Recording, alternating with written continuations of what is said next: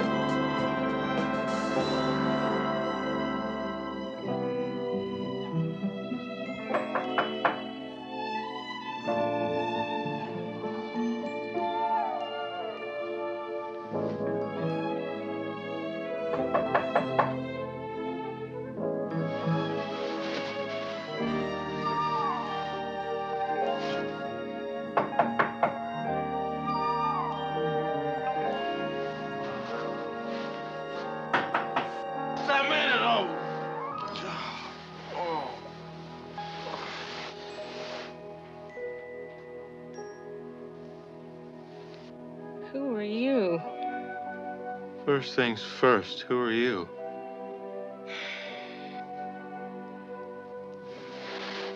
Roth's party. Oh, yeah. You were there, too. Just when we were getting somewhere. My name's Dan. Hi, I'm Rocket. Did we? That's a good question. I am wearing clothes.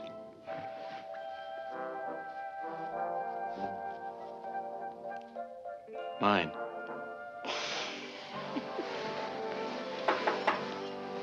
Oh!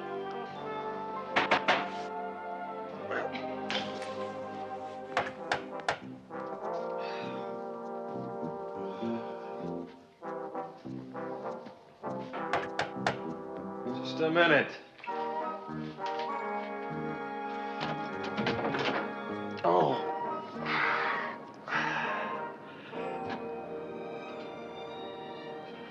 Sister Bridget? Oh, did I wake you up? I'm so sorry. I didn't think you'd be sleeping in the middle of the day. Sister, what are you doing here? I mean, what can I do for you? Well, you can start by asking me in out of the sun. And then if you would be so kind to accompany me downtown. Sister, I can't invite you in. You see, my My place is a mess. Well, then Don't I you- could clean it up while you get ready. I mean, after all, I am asking you to do me a favor. Oh, hello. Hello. Sister Bridget Marie Callahan. Rocket. Rocket? Yeah, it's kind of a nickname. Oh, how nice. Are you a scientist? I'll be right with you, sister.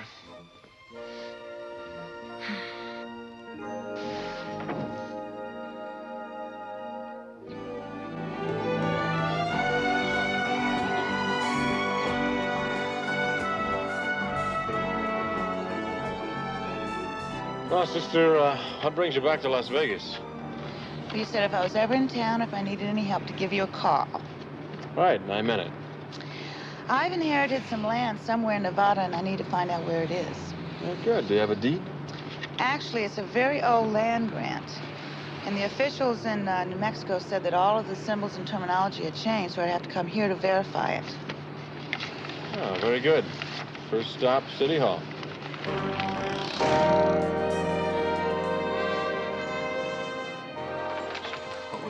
Who left you this land? Oh, Mr. Rivera. I used to go to his house every day and every night and bathe him and feed him and read the Bible to him. And then one day, at sunset, he just died. And he left me his trunk of belongings. And in the trunk was this deed signed over to me. Miss, most of the descriptions on this deed match the descriptions on page 200. What you want now is book A11, Las Vegas. So, what are you going to do with this land? Now, the Superior thought we might build a mission. Page 200.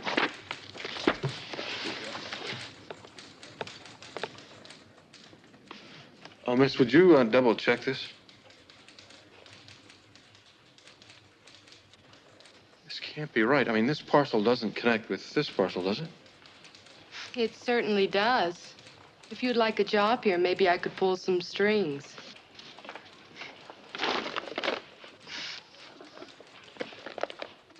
It's impossible. Is there something the matter with the land? Oh, no, sister. There's nothing wrong with the land. It's just that you're going to have a little trouble building on this property. There are already structures on this land. Oh. Well, maybe they can be removed. Let me put it this way, sister. Do you remember that hotel you stayed at the last time you were in town? That nice Mr. Ross Desert Inn, yes. Well, you own all the property the hotel sits on. I do? All of it. What a nice location.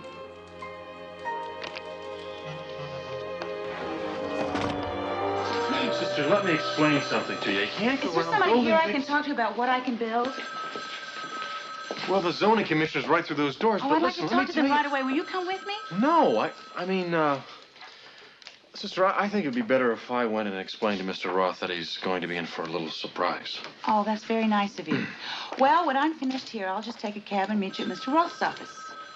Great, that's great. Great. Okay? Bye.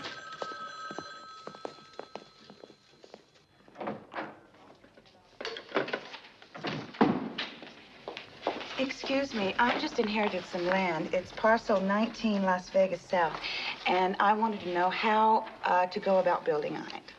I'll take care of the sister, thank you. Marvin Grant, Chief Zoning Commissioner, Clark County. Sister Bridget Marie Callahan. Excuse me for disturbing you, but I was just too excited about my sudden good fortune to make an appointment.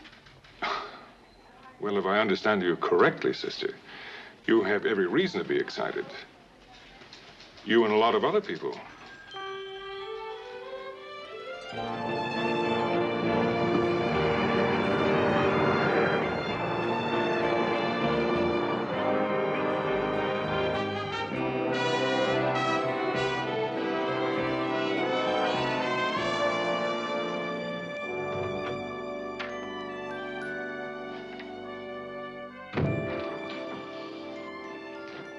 I told you not to wear white when I wear white. How am I supposed to know you're going to wear white? Please, don't yell at me. I got a headache. You look horrible. You look terrible. I have a good reason. Yeah, well, I'm glad you look terrible. Do you know why? Because last night I asked you to escort a particularly beautiful young woman that I met up to my apartment, right? That's the last time I saw you. I repeat, that's the last time I saw you or her. Rocket? Rocket. What, you got a hangover? God is punishing you. Look, while we're on the subject, do you remember Sister Bridget Marie Callahan? Why are you bringing up a nun? I'm talking to you about Rocket, and you're talking to me about a nun. Well, because Yeah? this nun has a deed. Come on, come on. She has a deed to this piece of property. What piece of property? What are you talking about? The property this hotel sits on. A nun? Has a piece of paper, a deed to this property? It's no joke. A nun's got a deed to my hotel? Well, no, not a deed to the hotel, just the property it sits on. Oh, well, for a minute there, I thought I had a problem. Here, take this. Good for you. There's somebody here I think you should meet.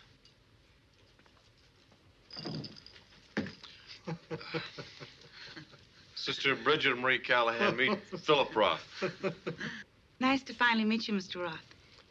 How do you do? Where'd you get a central casting? This is no joke. No joke, huh? Has Mr. Tanna told you why I'm here? He certainly did. Yeah. Why don't you show him the deed? Yeah, why don't you show him the deed? Here is the deed and some other documents that I got from the zoning commissioner's office. Oh, the zoning commission. They're in on it, too, huh? Sure look good, don't they? Legitimate. I can't believe it. Slick. Slick, this is no joke. No joke, huh? This sister is from New Mexico. Some old man died there and willed this deed to her. It's the deed to the property the hotel sits on. Marilyn, would you send Henderson up, the guy from legal department? Yeah, we got a big problem. Right. It's no joke. It's no joke. She's a real nun? Yes. Stay a little. Sit down, sister. Thank Make you. yourself comfortable, yeah.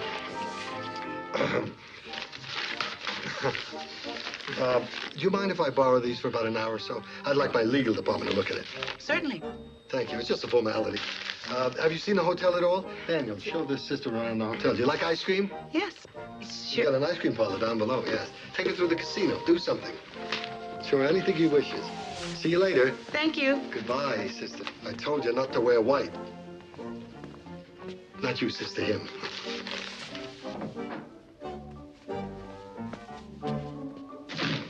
Where's Henderson?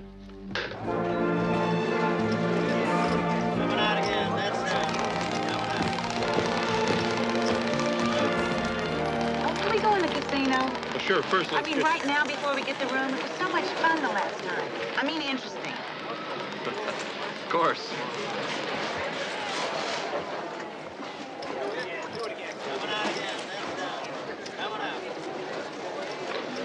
Okay. Remember how to play the game? I believe so. This should be sufficient. Just say money plays. Huh? Money plays. Money played.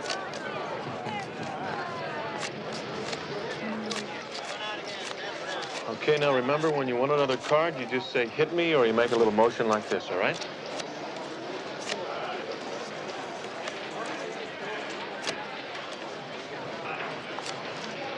Okay, now in this case, you... Hit me.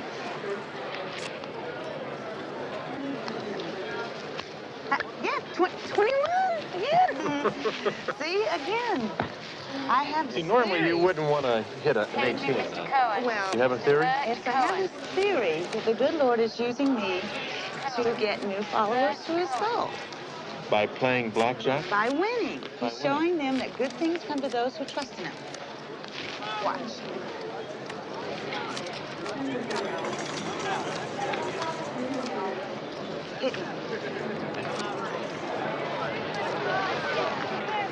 That's 22. You lose. Well, apparently he doesn't think I need the money, nor he the converts. Holes in all good theories. Sally? Oh, well.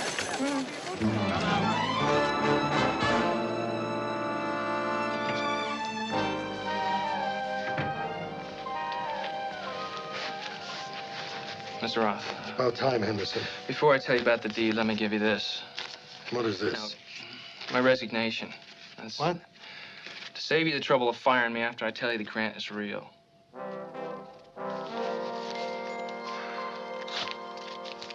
Don't let it happen again. Beat it.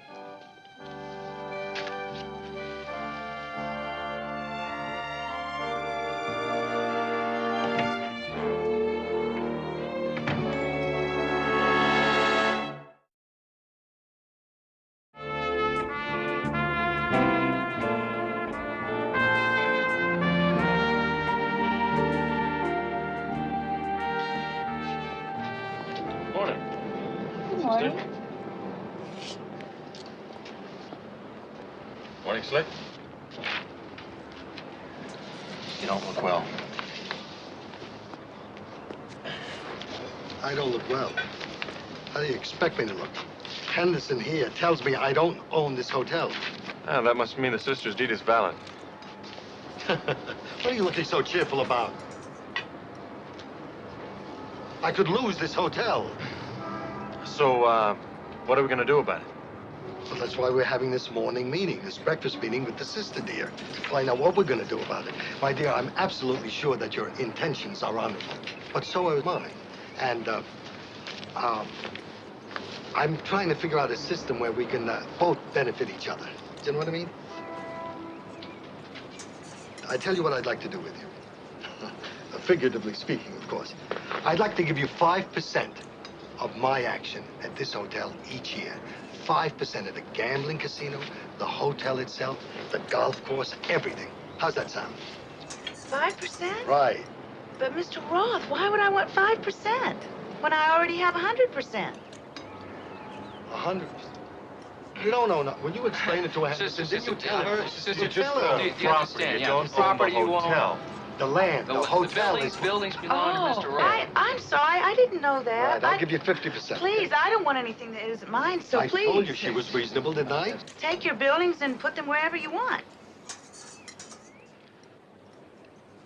This is not a mobile home. You just don't roll it away. It's reinforced concrete. Sister, I love this hotel. I built it myself. I just can't move it, you know. I'll tell you what I'm going to do. How many acres is it? 58. 58 acres. I'm going to give you 434 acres that I got down on the strip now. What about that? Do anything you want with it. I think these buildings are wonderful, Mr. Roth. As a matter of fact, I thought that could be a great hospital, gorgeous park, and that down there could be a daycare center, and this building, for instance, would be a perfect nunnery. A nunnery? Nunnery? A nun?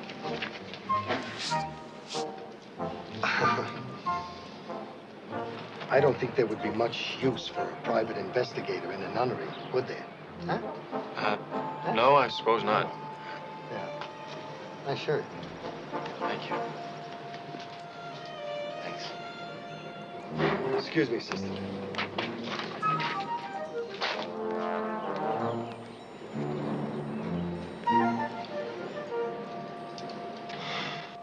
Well, maybe we should take a stroll and see what else the sister has in store for the Desert Inn. Well, if you're really interested, I'd love to show you. I think I have some wonderful ideas.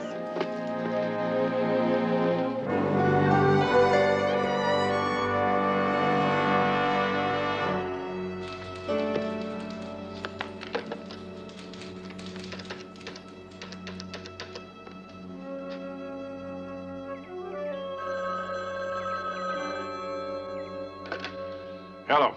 I just found out. The sister's land grant is for real. Oh, now listen.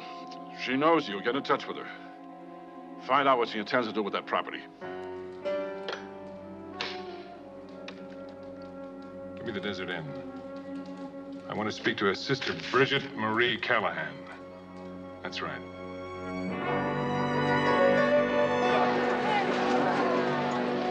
And as for this room, it's practically perfect as it is. The caller can sit up there.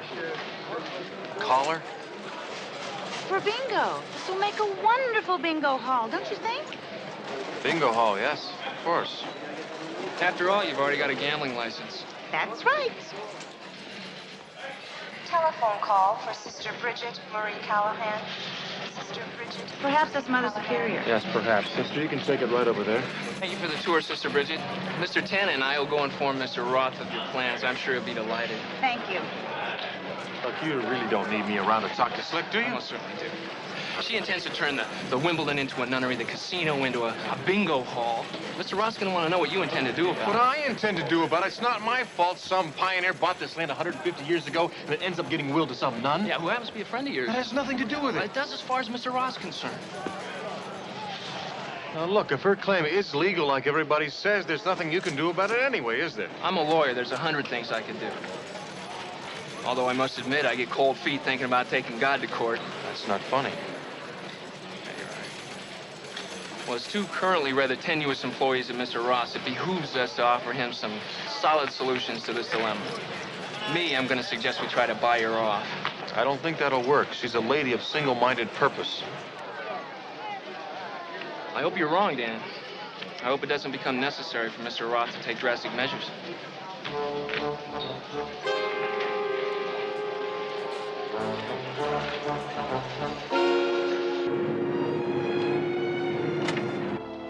I appreciate your coming, sister.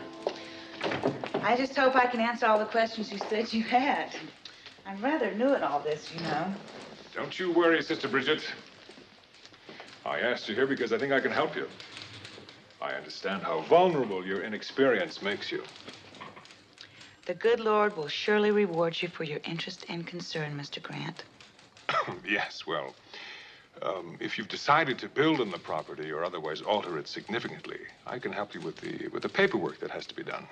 Mother Superior will make any and all final decisions, but I'm almost certain she'll agree with most of my ideas. Oh? And what ideas have you? Well, the buildings that are already on the property are absolutely perfect for a hospital and a nunnery. The only thing lacking is a place for the chapel, and I think we'll probably put that where the parking lot is.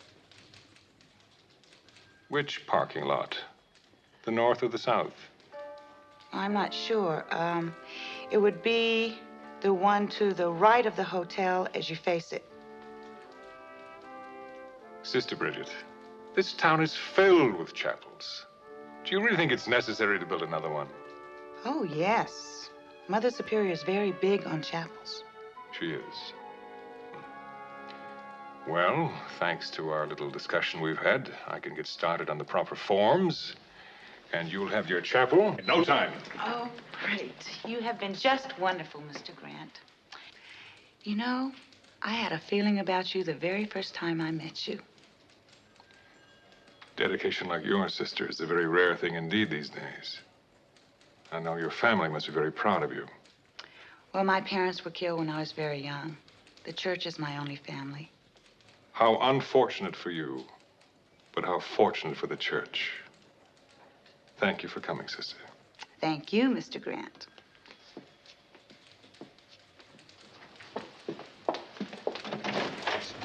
Good day. Good day.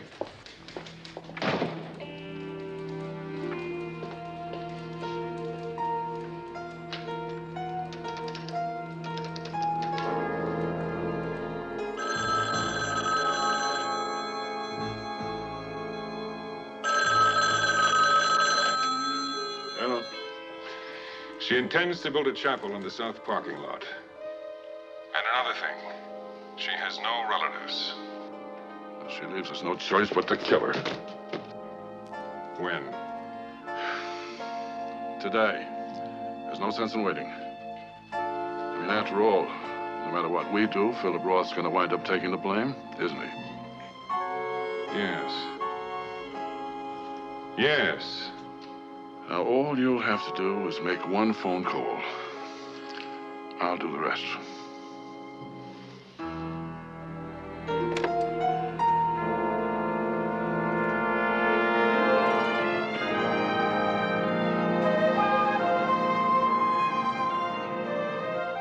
Yes, I can meet you there, but how did you... I'm looking forward to meeting you, too. But how did you,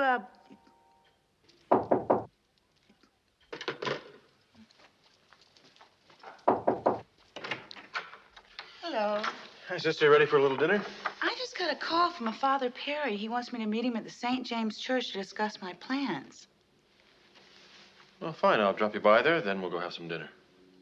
Well, that's nice of you, but I wonder how he knew about my plans when I haven't even told the Mother Superior yet. Well, sister, in a town like Las Vegas, someone makes plans to change the desert inn into a nunnery, word's gonna get around rather quickly. Guess you're right. I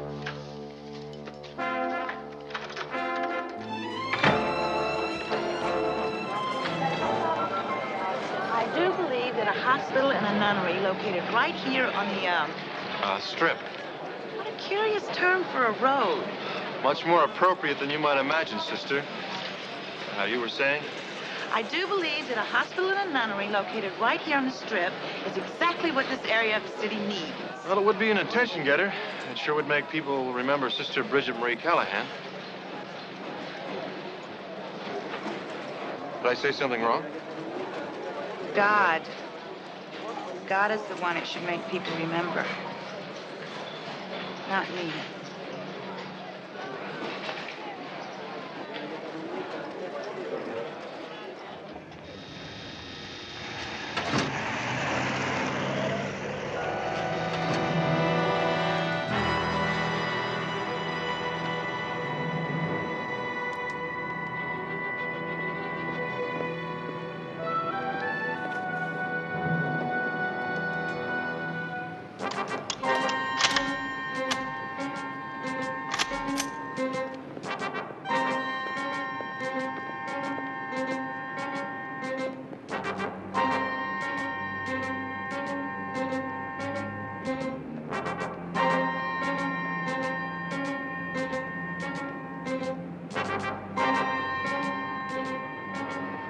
Don't be sorry, Mr. Tanna. I'm grateful. You reminded me that I must keep my will apart from the Lord's, and the things I do, I must justify Him and not myself.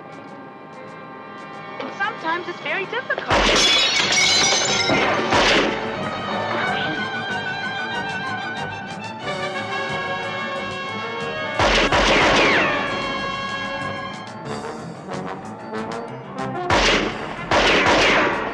Use that gas tank. We're in trouble. Let's get out of here.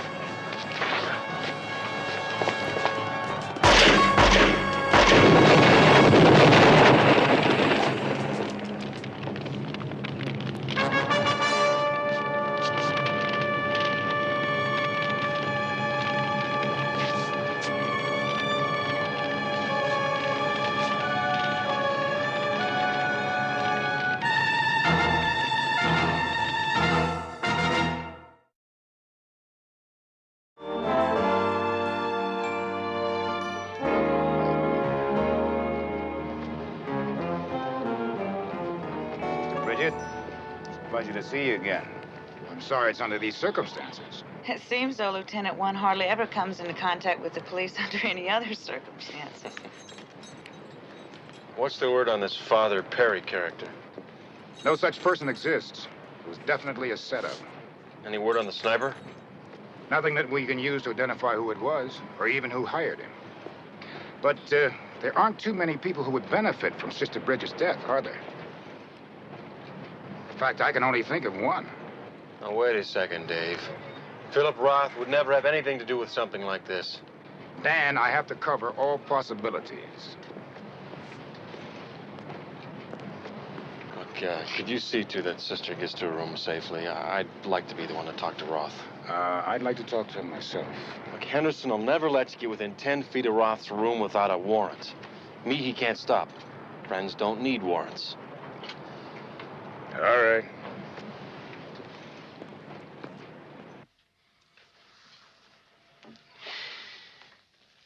You honestly believe that I would shoot down a nun? I'm not implying anything, but this is crazy business. A nun suddenly owns the casino. I mean, maybe one of the employees, Henderson, somebody got a little overzealous, tried to help you out. A maid hears of my predicament, goes out, buys a rifle, and shoots down a nun? I said it was crazy. You don't have any idea who might have done it. I mean, aside from the maid. Wayne Newton.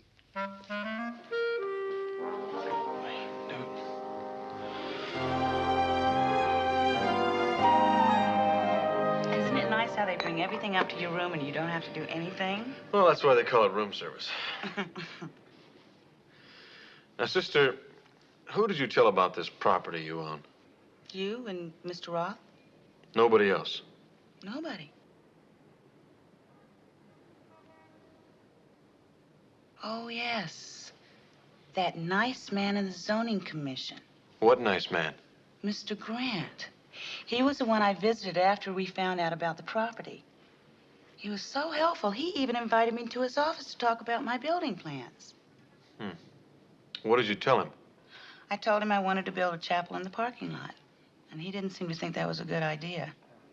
But then when he realized that I really wanted to do it, he said he'd go ahead and start the paperwork.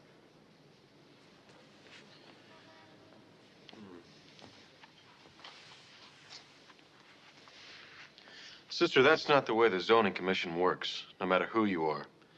See, you have to go to them. They don't come to you. You present them with a complete set of plans. They approve it. You get a building permit. If not, they hold hearings.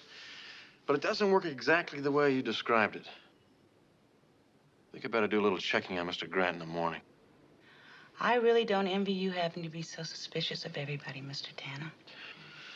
Yes, well, paranoia is part of the job. Good night, sister. Okay. Bye-bye.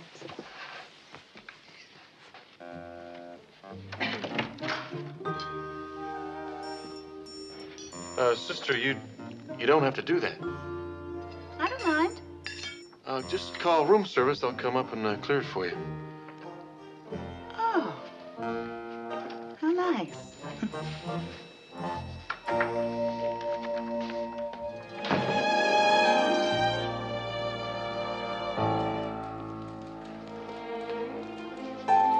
Stop it, will you? Wearing a hole in the floor is not going to do us any good. And neither was just sitting around. For God's sake, not only is that nun still alive, but now the cops are involved. You were the one who insisted we try to kill her. You know what'll happen if and when they tear up that parking lot.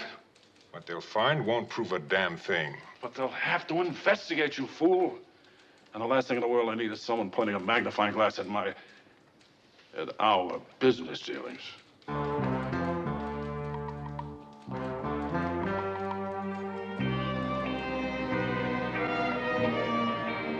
Gee, that's great, Barbie. Thank you. I appreciate it. You know, why don't you let me take you to lunch so I can really thank you and... No, another dentist appointment. No, right, that's fine. We'll do it another time, okay? Yeah, and thank you for the information. Happy drilling. Contact down at City Hall? Yeah. She seems to have a strange effect on her teeth, you know? Every time I ask her to lunch, she has a cavity. I don't know what would happen if I asked her to dinner. So what'd you find out about the zoning commissioner? Well, nothing very exciting, actually. She did mention that Marvin Grant drives a 1937 Jaguar Classic SS. That was when the pain in her tooth got excruciating. A jag on a civil servant's paycheck? Must be very good at saving. Yes, or keeping secrets. All right, see what other tidbits you can dig up. You work on Grant's personal life, all right? His past employment, divorces, friends, enemies. Hobbies, perversions. Now, where are you going to be if we get something juicy? Well, if he drives a classic car, there's only one mechanic in town who can service it. And that mechanic happens to be almost as good with his ears as he is with his hands. Manny the Magnificent.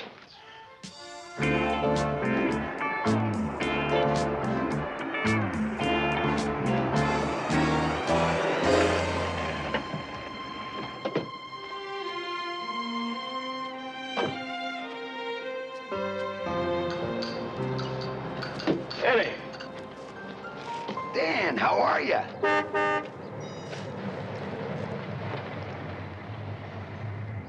sweetheart. Thank you. I think you just forget your lunch to get me to bring it. Hi, Dan. Hi, Gladys. That's why I don't like going all day without seeing you.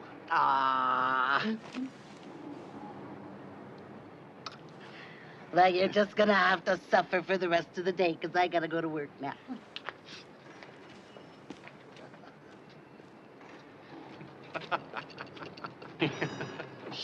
You'll kill me.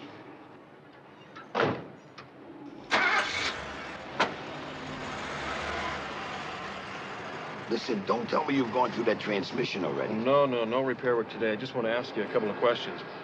Do you work on the 37 Jag the zoning commissioner Marvin Grant owns? Naturally. You ever wonder how a county employee can afford your repair bills? I mean, not that they're unreasonable, of course. Some people, first thing they do with a paycheck is buy groceries. Some buy braces for their kids. Some maintain expensive cars. But what I wonder about is where he got all the bread for that fancy Rolls. Rolls? He owns a Rolls.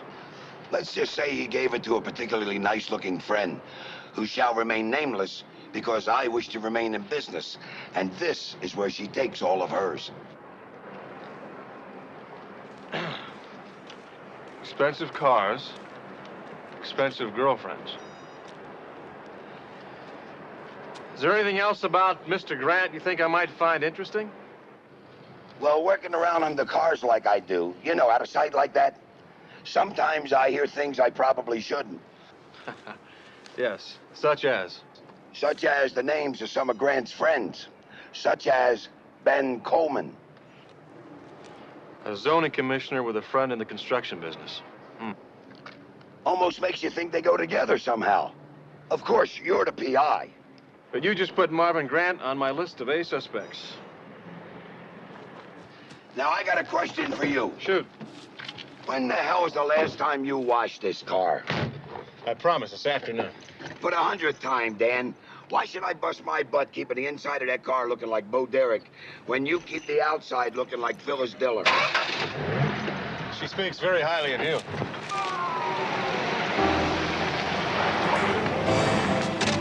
And watch that transmission!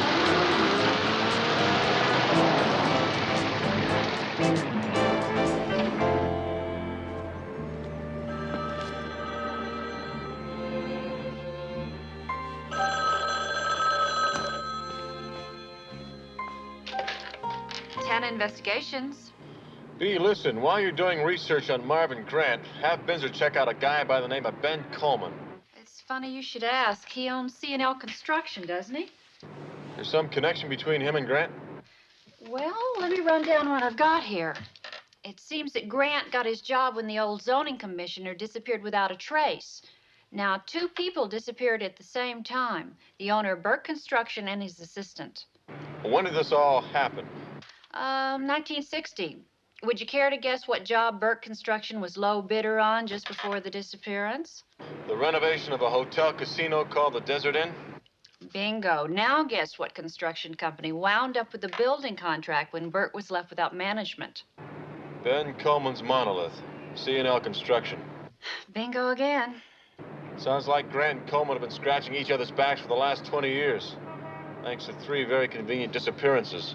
Yeah, but how does all this tie in with the attempt on Sister Bridget's life? I don't know, B, but I'll bet it has something to do with the DI being rebuilt. See if you can locate any of Ben Coleman's former associates, anybody close to him when the DI was being rebuilt, all right? Okay, what are you gonna do? I'm gonna go by and try to make Marvin Grant do something nice and stupid. Talk to you later.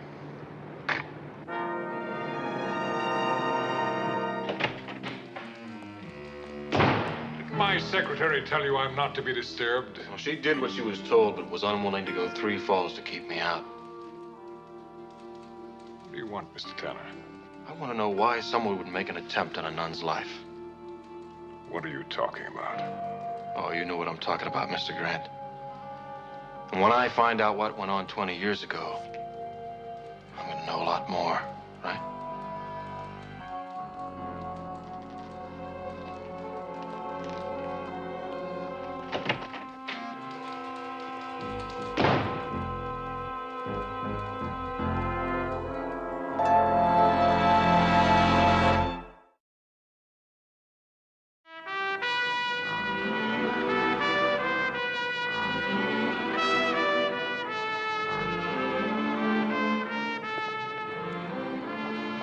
Really, Mr. Tanner, I'm quite content spending the afternoon in my room. Well, sister, I'm actually being a little more practical than social. You see, I deliberately stirred up a hornet's nest this morning, and I don't want you to get hurt because of it.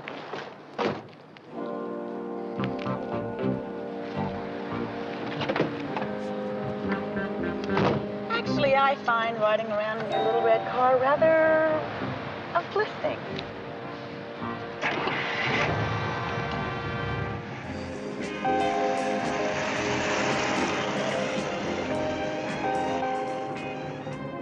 Just where is it we're headed? We're going to talk to Al Greeley. He was the foreman at the construction company that rebuilt the Desert Inn 20 years ago. You think he had something to do with what happened to us yesterday? No, but I think he might know why it happened.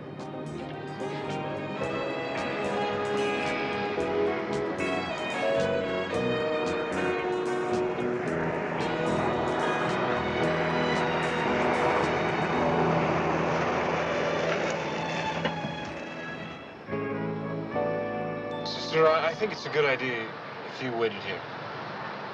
I'll be right back.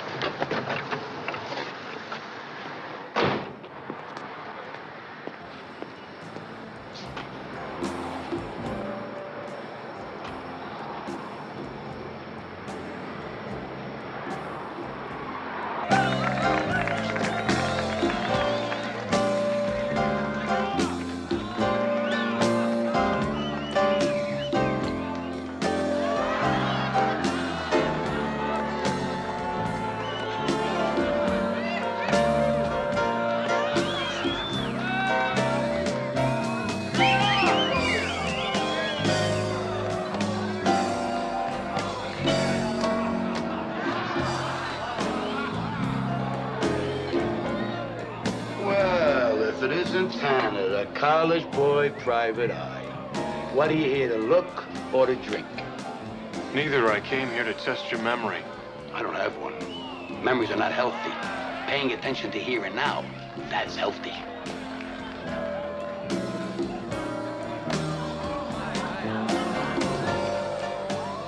Sister?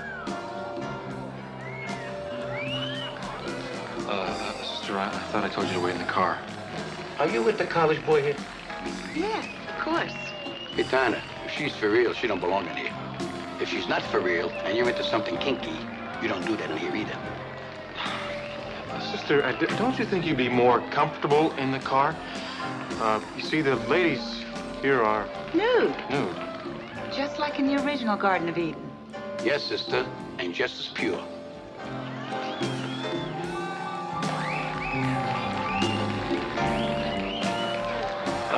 Really, we're not finished talking about your memory. I told you, it's gone. We humans are like that, but God protects us by washing the painful things from our memories. Right, sister. Sister, I'll handle this. Mr. Greeley, my memory would probably fail me, too, if I were involved with a murder about 20 years ago. What are you talking about? Are you crazy? I'm talking about 3 men who disappeared about the time Ben Coleman rebuilt the Desert Inn.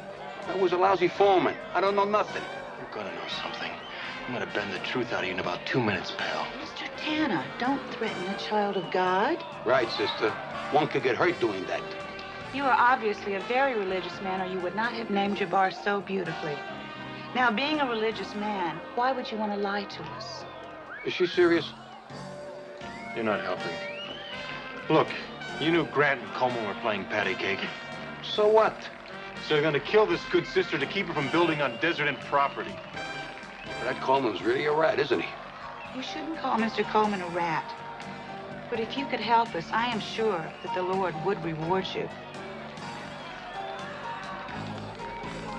I would never tell this college boy anything. You understand, sister. I'd like to help you, but I can't. If you don't help, and they do hurt this good sister, you're really gonna be in big trouble. Sometimes, Mr. Greeley, the things that are hardest for us to do are those which are the best. Now put your burden down. Come on, sister, we're wasting our time. Wait. Wait, come here. You guarantee me you'll put those creeps away for a long time if I tell you what you want to know? I'll do what I can. they killed those three guys. I was on my way home from a late movie, and I passed a site. And I saw them burying the three bodies in the south parking lot. Coleman swore he'd kill my daughter if I talked. Don't you feel better? Yes, I do. Thank you, sister. Don't thank me. Thank the Lord.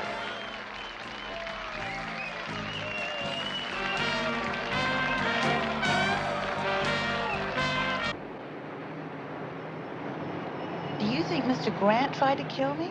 Grant or Ben Coleman? I shall have to have a long talk with both of them. Tanna. Dan, is Sister Bridget with you? Yeah, I've got her right here. Well, her mother's superior is in from New Mexico and wants to see her right away. Right. Listen to me, call Lieutenant Nelson. Tell him to start getting warrants ready for Ben Coleman and Marvin Grant. The fact that there are three bodies buried in the Desert Inn parking lot might tell him why. I'll do that. I'll see you later. Right.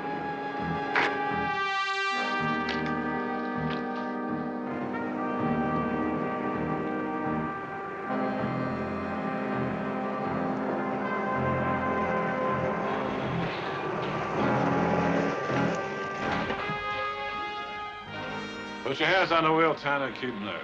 I'm sorry, Dan. Where's the Mother Superior? She's not here. I told you it wasn't like her just to show up. All right, let's cut the chatter. Out of the car. What's going on? We better do as he says.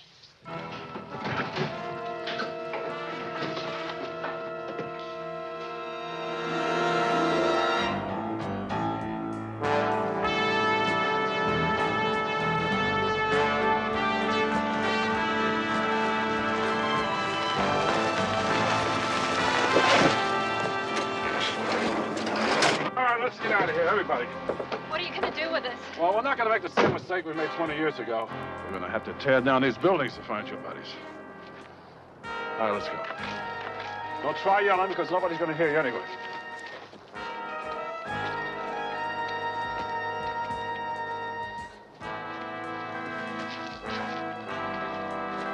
Come on, get it, for Pete's sake.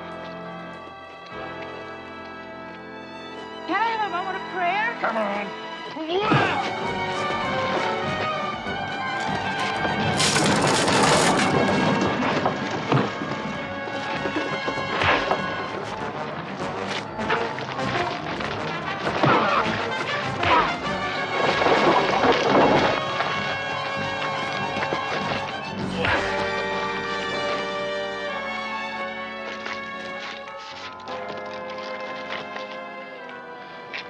Where'd you learn to swing like that, sister? I used to coach the mission baseball team.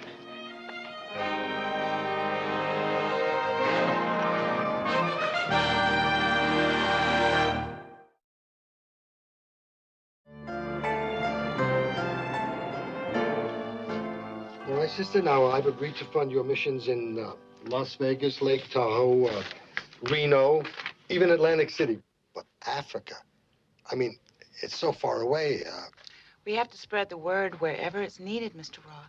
I don't think you're gonna have a deal without Africa, Slick. I guess not. Henderson, get me Africa. Where in Africa? Anywhere in Africa. What difference does it make? We'll probably have to send someone over there. Yeah. Do we have a deal? We have a deal. Oh, wonderful, sister. It's nice Wonderful, to have this huh? over with. Wonderful. Huh? Have a good time in Africa. Yes. You're leaving in the morning. Get your passport validated. Great. Goodbye, Henderson. Great. Bye. Yes. Take your family with you. I'm just joking. Fine, young man. Well, you'll excuse me, but I'm going to run. I've got a date with a charming young lady whose name is Rocket. I know Rocket. No, you wouldn't know Rocket. Yes, I met Rocket at Mr. Tanner's. Really nice girl. And so easy to talk to, especially for a scientist. A scientist? Slick, do yourself a favor. Don't ask.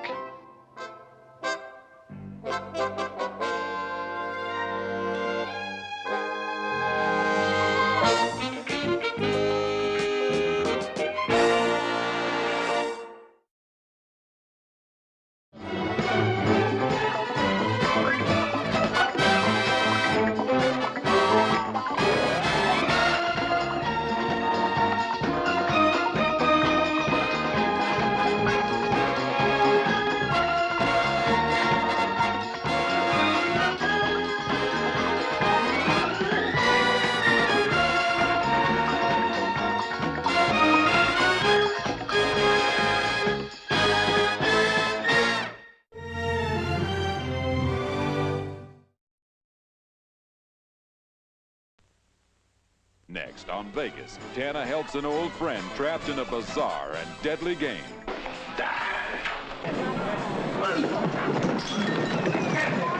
Well, I can't believe that all the guys in here are really male hookers. What I want you to tell me is why she's dead. She was just at the wrong place at the wrong time. Did you blow her up? Are you crazy? Yeah, I'm crazy. Wait! Wait! Please! Wait! Wait!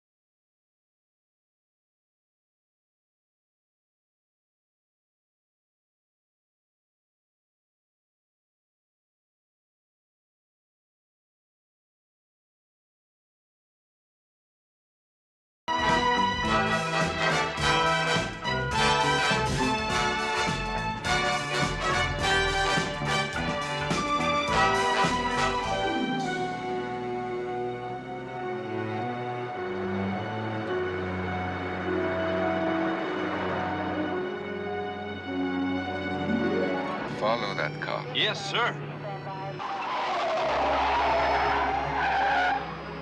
Slowly.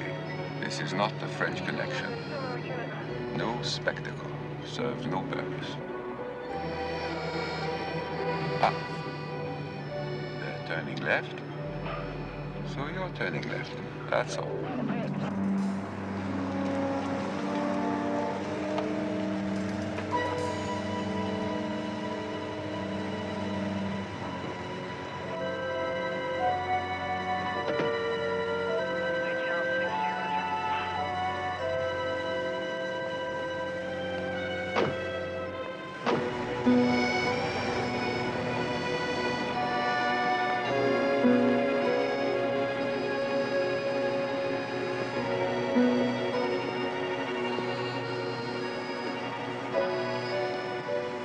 How much?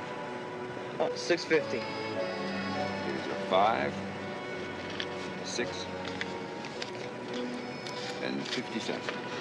Thanks. And here is a $2 tip for enthusiasm. No. No, sir. What you taught me is much more valuable. Yeah? And what's that? Control under pressure. Then you deserve the tip even more. That's all, my boy.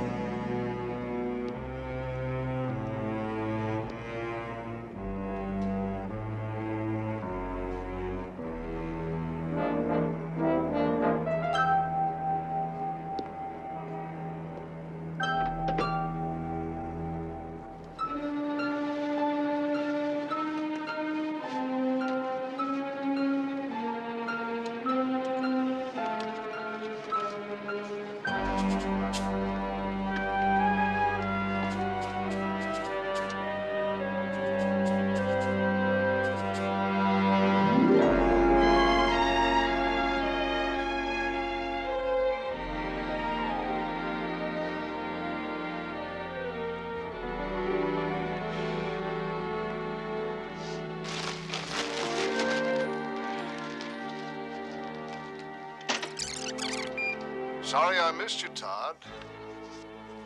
In any case, I strongly suggest you call me back. And just consider the money I'm asking for life insurance.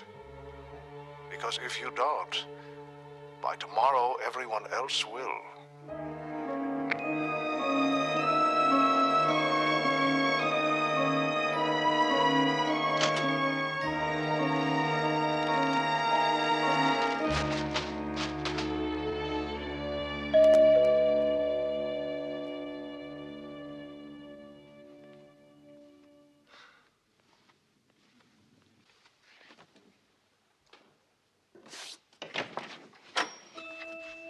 Monique.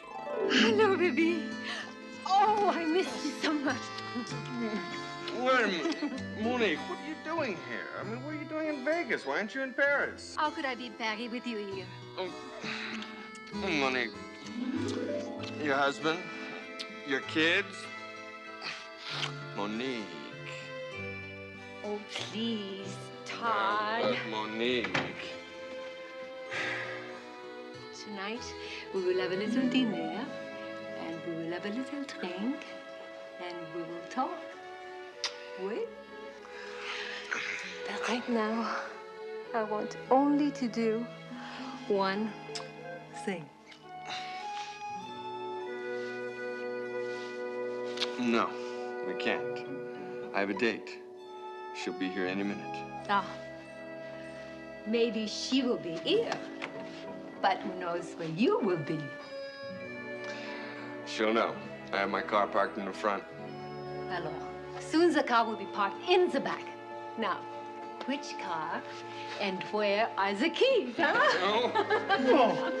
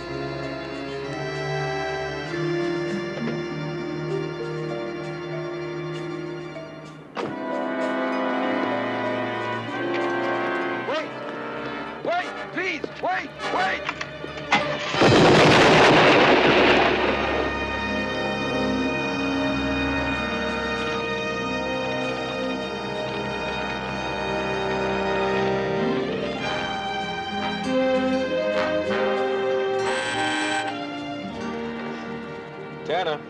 Hey, Dan. What's up? Well, Binzer, my good fellow, how are you this evening? Ah, you're in a good mood. That's going to be helpful. Dan, you haven't picked up Joni yet, have you? No.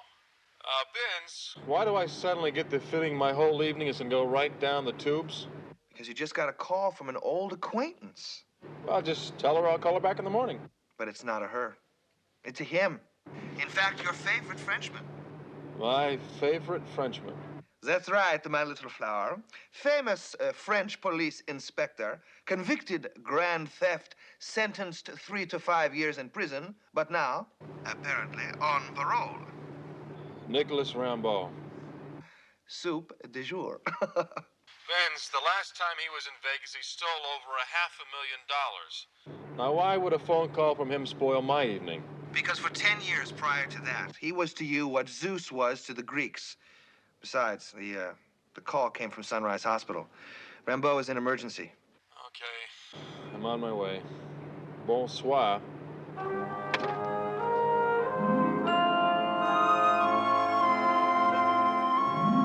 Dr. Grenfell, report to Dr. Marr in administration. Dr. Grenfell, report to Dr. Marr in administration.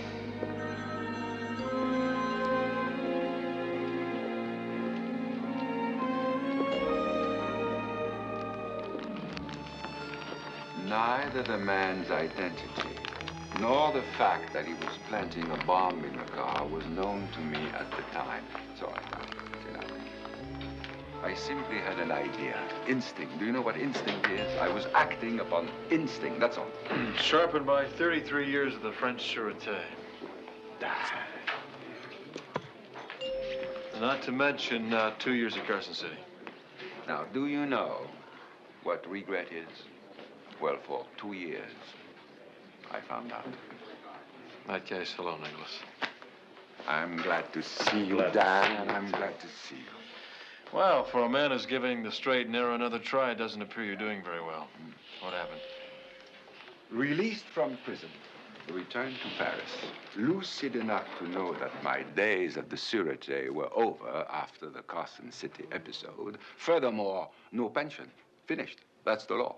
But I decided to disregard the blow, refuse depression, took the bull by the horn, and went into the detective business. Yeah. 2 days ago, I was hired to follow someone, a woman, which I did.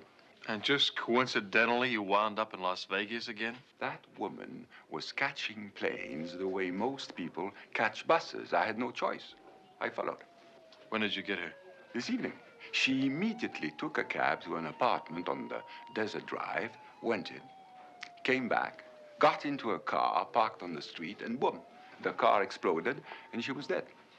End of case. Beginning of case. I just called the man who hired me, her husband. He's arranged to have her remains sent back to Paris. He's also rehired me, this time to find his wife's killer. Nicholas, number one, the police here are capable of doing that. And number two, despite the time you've spent in our fair state, you still don't know Las Vegas. And number three, you're in no condition to find anybody. This is why I, in turn, am hiring you. No. Thanks, but no thanks. Then I shall have no recourse but to go after the killer by myself, and I shall miss you enormously. Sophomore psychology works on me every time. Okay, I'm hired. Good. Oh, one more thing. It seems that I suffered a concussion in that explosion. They say I have to spend the night here. Probably just for observation to make sure you're all right. Yes, but you see, I arrived without clothing, without the slippers, no toothbrush, and hospitals are very expensive. Starting to get the picture. You want to stay with me. Your friend, Mr. Binzer, told me that you would be delighted. Is that true, Dan? I wouldn't want to embarrass you. Oh, no embarrassment. I'd be delighted to have you as my house guest. Just remind me to do one thing when we get back. What? To have a little talk with Mr. Binzer. Good. Let's go.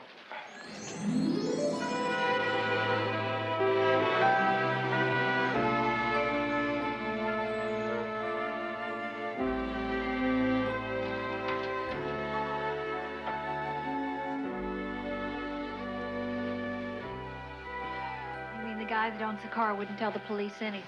Todd Peterson, he said he had no idea why anybody would want to plant the bomb. Well, what about the lady? Said he didn't know her.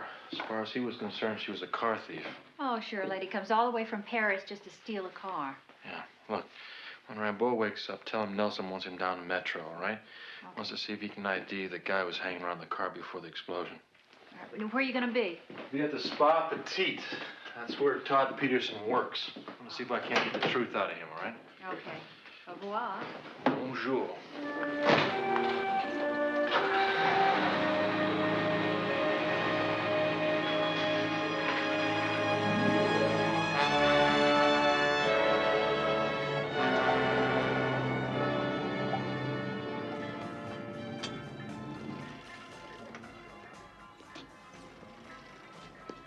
Hi there. Nice to see you again. Hello, Clancy. Hi. Can I do something for you? Yeah. I'm looking for Todd Peterson. I understand he works here. Todd, yeah, Todd works here. He's a little tied up right now. You know how it is. I don't pay him to talk on the premises unless it's to a customer. So how do I become a customer? Start wearing pantyhose. Oh, look, fella, this place is it's for women only. So where are his pantyhose? He happens to work here. Listen, women come in here to work out, and my men in there have designed a special exercise program to keep these ladies fit. And when they're in there working out with these ladies, they get 100% of their attention. Yeah. Well, when he gets off work, you have him give me a call, right? Sure.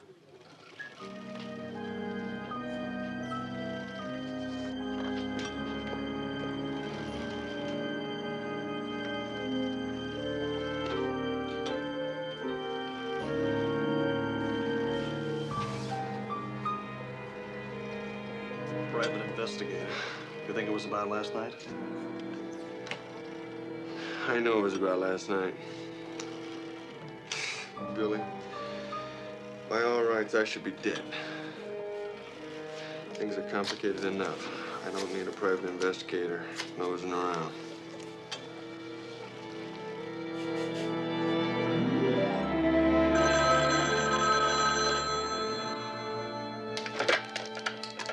Tanna Investigations. It's me. Dan, how'd you make out? I struck out. The Spa Petite caters exclusively to women. I didn't bring my pantyhose. You couldn't question the man who owned that car? No, I couldn't. Good morning, Inspector. However, Mr. Benzer. Yeah, right here. I want you to meet me at 824 Desert Drive. Let's see what Todd Peterson's neighbors have to say about what happened last night, all right? I'm on my way. I'll see you guys later. And, Inspector, when you feel up to it, Lieutenant Nelson would like to see you downtown. Beatrice told me I shall be dressed and ready to leave the moment you get back. Very good. I'll see you then. Would you care for some tea or something? No, thank you.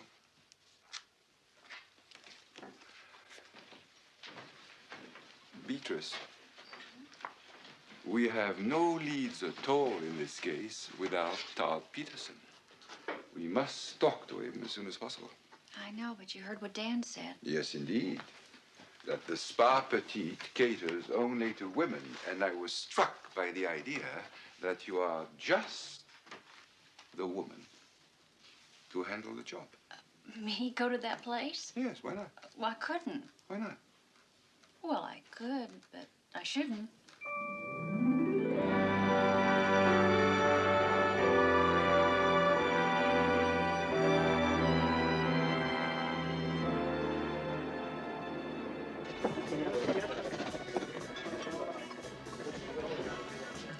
All set? Yeah. We're good. Let's get you started, huh? Okay.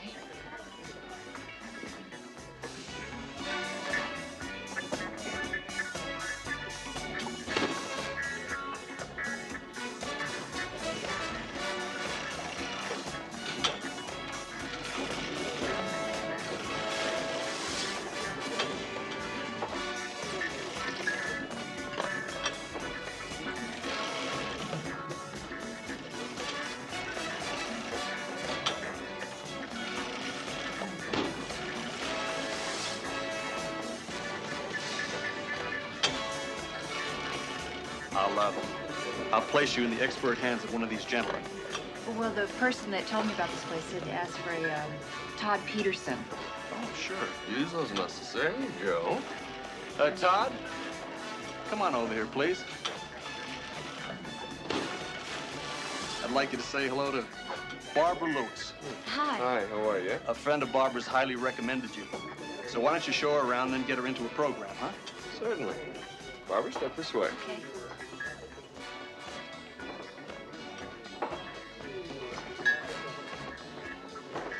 Most of the women in here are from out of town. The ones that are married are usually here with their husband's blessings. As far as they're concerned, we keep their wives very healthy, happy, and out of their hair. We're very exclusive, expensive, and most of our clientele is usually through word of mouth.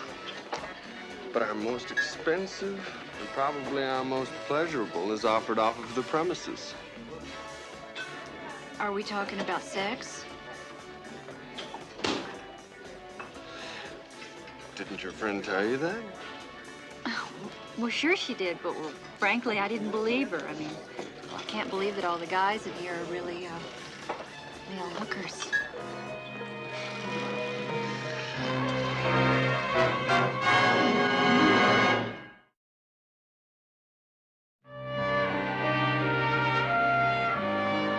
Are you sure we're talking about the same place? The Spa Petite. From what B said, it's nothing more than a hangout for high-priced male hookers. All right. What was B doing there? Believe me, I've asked her the same thing myself. Are you trying to tell me something? On the books.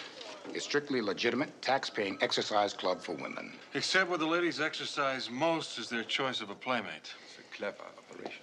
Which is why, Inspector, we can't touch it. Until and unless somebody files a complaint.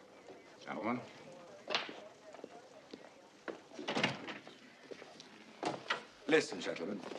The most important thing we've learned is not that male prostitution exists. We have learned that this is how Todd Peterson makes his living. And undoubtedly, how he met my client's wife. But Monique Duvalier was from France. Binzer did some quick checking. Todd Peterson was in Monte Carlo last month. So were the Duvaliers. I theorize that Monique met Todd in Monte Carlo, utilized his services, and, to her misfortune, fell in love with him. He returned to the States. She returned to Paris. But after a while, she became unhappy, withdrawn. At which point, Duvalier, my client, hired me to watch her. The rest is not theory, but history. So Peterson was lying when he denied knowing her. Oh, he knew her all right. Right before the explosion, a tenant in Todd's building saw them together. Very together, if you get my drift. So then if he knew her, maybe he wanted to kill her. Maybe that bomb was meant for her. There are less conspicuous methods to get rid of someone. Just theorizing, Inspector. I know. Well, I, for one, am a little tired of theorizing, so while you look through the mug books, I'm going to have a little talk with Todd Peterson. Dan, wait a minute. If he wouldn't talk to you before, what makes you think he'll talk to you now? Because a certain very pushy secretary of mine has a date with him tonight. And she's not going to be the one to keep it. You got it. No comment.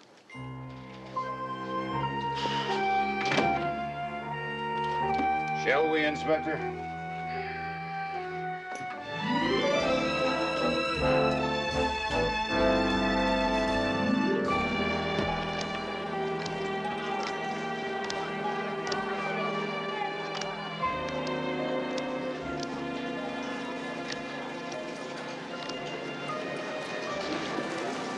Hi. Hi. Been waiting long? No, not too long. Where to? Your room? Let me play a few more hands here. I'm on a roll.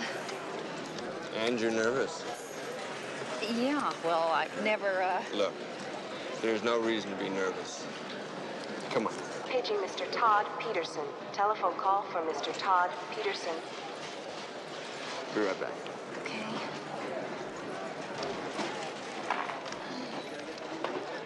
Todd Peterson. It seems I missed you last night. In more ways than one, didn't I, Todd? You're an extremely lucky fellow.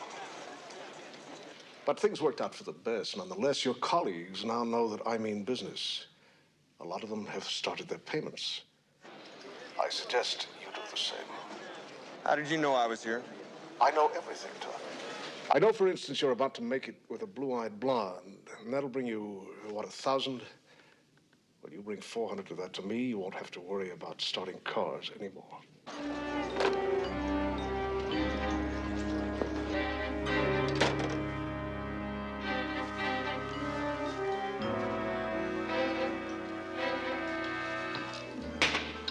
Mr. Peterson is proving to be quite difficult.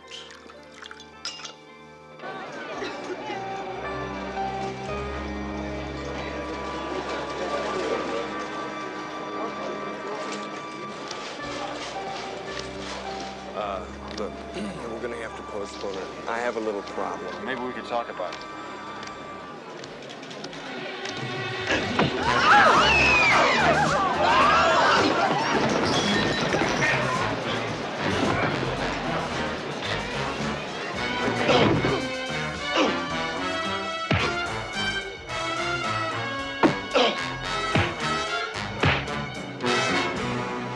Wait a minute. What do you want from me? It's all right, I got it.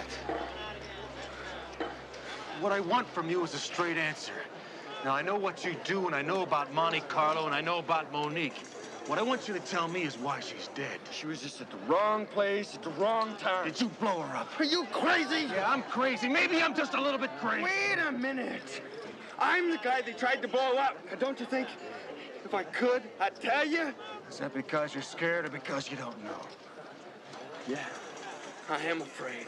I'm scared to death. Is that why you lied to the police? That's The fact that I'm not exactly a law-abiding citizen. The less they're involved, the better for me.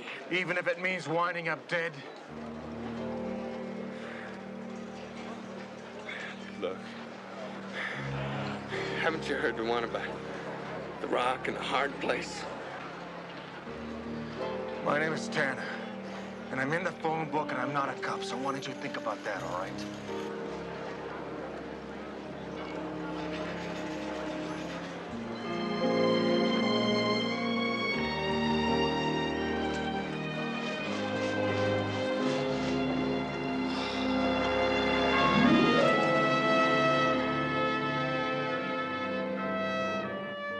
The name of the game is extortion. The name of the game is extortion. Now, I had no luck with the mug files, but the police sketch office came up with this. Lieutenant Nelson put it through the wires, and this is what came back. What's this guy's name? Alexander Waverly, convicted racketeer, released from prison last year. Now, this man is an ex-heavyweight fighter named James Thornton. Waverly was known to have employed Thornton frequently back in St. Louis. Both have dropped out of sight. Pins? Yeah, I know.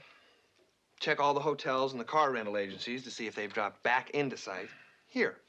They're extorting protection money from male hustlers. They can't go to the police. I mean, what are they going to say? Please ignore the fact that I'm a male hustler and just help me with my blackmail problem. No, I don't think so. The safe thing for them to do would be to be quiet and pay up. In which case, we'll never get anything on Waverly. In which case, Paris, not so gay.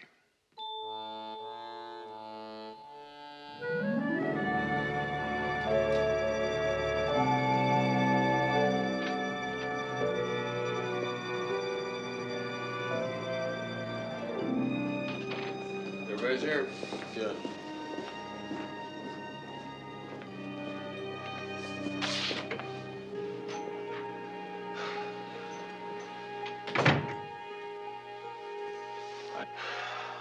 All right. So what are we gonna do? He makes it sound like we have a choice. We do have a choice. Do you really call deciding between paying Waverly 40% and being dead a choice? You're no good to him, Dad. It's just a threat. Oh, and the bomb in your car, that's just a threat. Look, I don't like the idea of giving him a cut any more than you do. But you're right. If we don't pay, somebody's gonna get killed. Again. What happens if we do pay? We stay alive, man. Okay. We pay him 40%.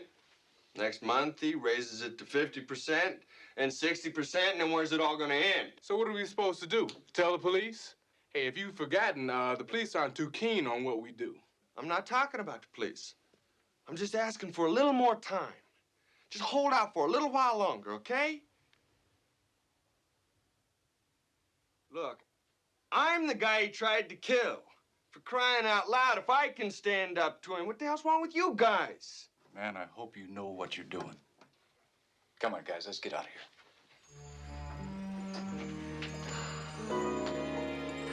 Take it easy, calm down. You want to tell me what you got in mind? Cross your fingers, Billy.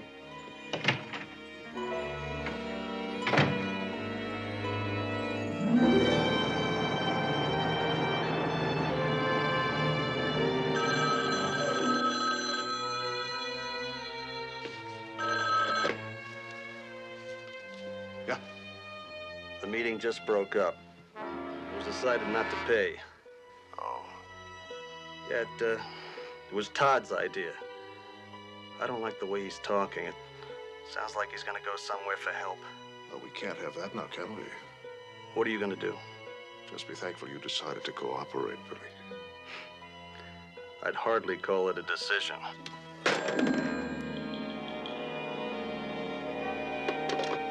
Todd Peterson is not just a nuisance. He's dangerous. Is that an assignment? Not another bomb. Something more personal. Much more personal. I want him to die wishing it had been him in that car.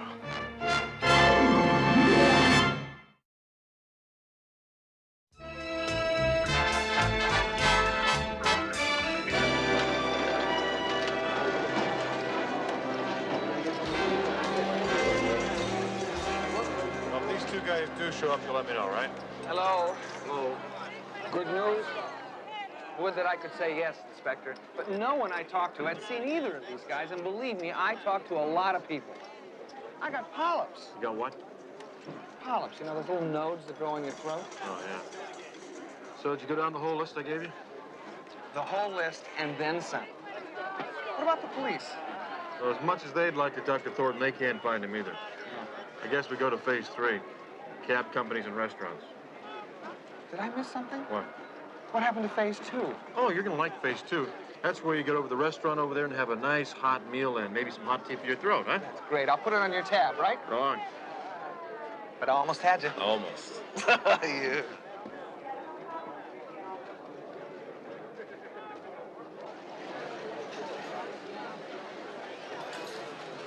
Nicholas, are you all right? After 3 decades of police work, I've become tolerant of many things. Disappointment, however, is not one of them. Nicholas, it's too early for that. We've just gotten started. It's not too early, it's too late. You see, the real reason I accepted the Duvalier case is because I knew that if I solved it, I would immediately make a name for myself as a private detective. Unfortunately, I never stopped to consider one thing. That the reverse would also be true. Exactly. The reverse. The woman I was hired to follow is dead. If I return to Paris without bringing a murderer to justice, I'm finished. See, Dan, I apologize to have to say it again, but I think it's worth repeating and deserves full consideration. My pension has been canceled after the Carson City affair. So if I return to Paris with nothing, that's all I shall have. Nothing. It's an important point. Important. But Nicholas, you're overlooking a very important point. You didn't hire Duvalier. He hired you, and for a very good reason. Because you're the best. Dan, I'm afraid you're prejudiced about me, and that worries me. Why?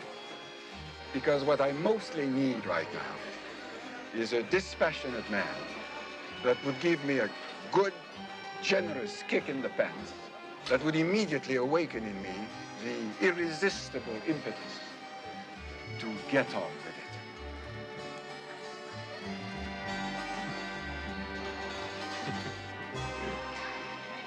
Come.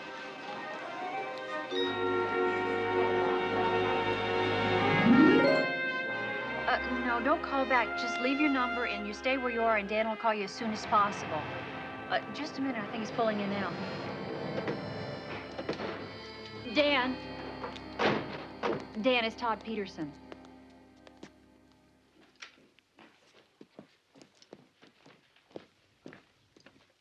Hello. Yeah. Let's talk. I'll be there in 5 minutes. No. Look, this guy has a way of knowing everything I do, everybody I see. I think it'd be best for both of us if we'd just get lost in a crowd or someplace. I'll meet you at the Silver Bird at 7 o'clock. You got it. How do you like them apples? I just felt the most enormous kick in the pants, and I love it. After you.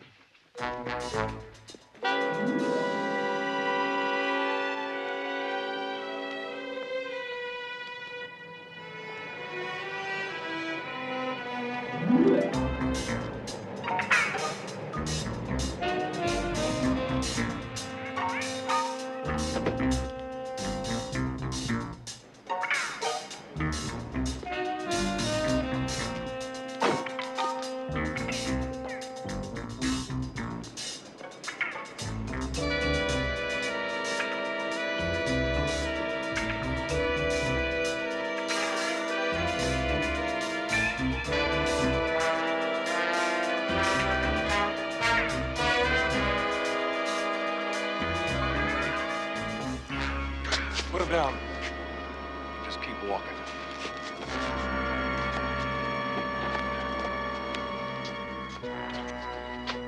Look, you're not gonna like this, but I've only got $5 on me. That's it. You ain't gonna like it either. Mr. Waverly sent me.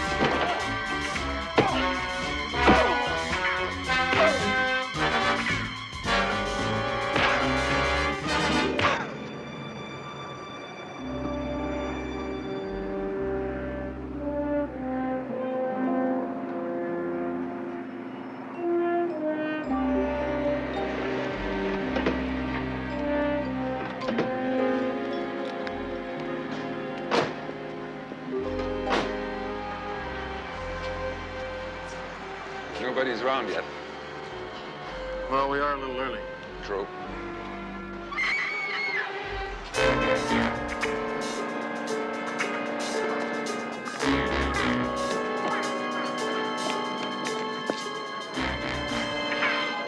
Somebody call an ambulance. It's Todd Peterson, isn't it? Yeah. Is he dead? He's still alive, Nicholas.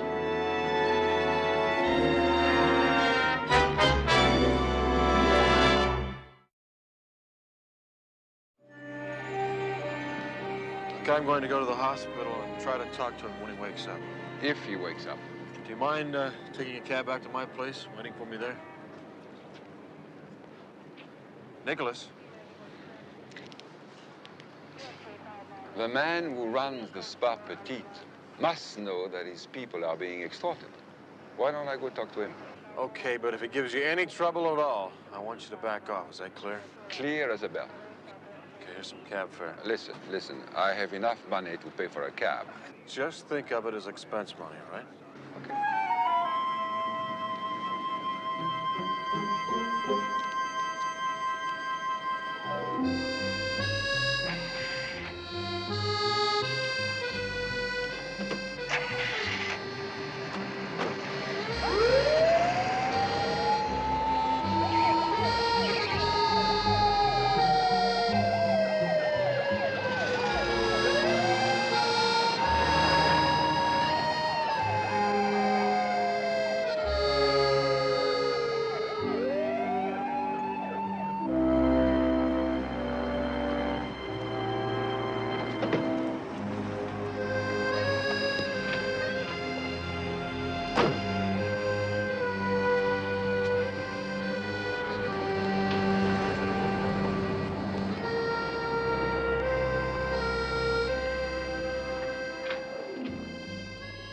Is Billy around? He sure is. What can I do for you? My name is Nicholas Rambo. I have a business proposition for you. Can we speak privately? Certainly. Scott? Follow me. Sure.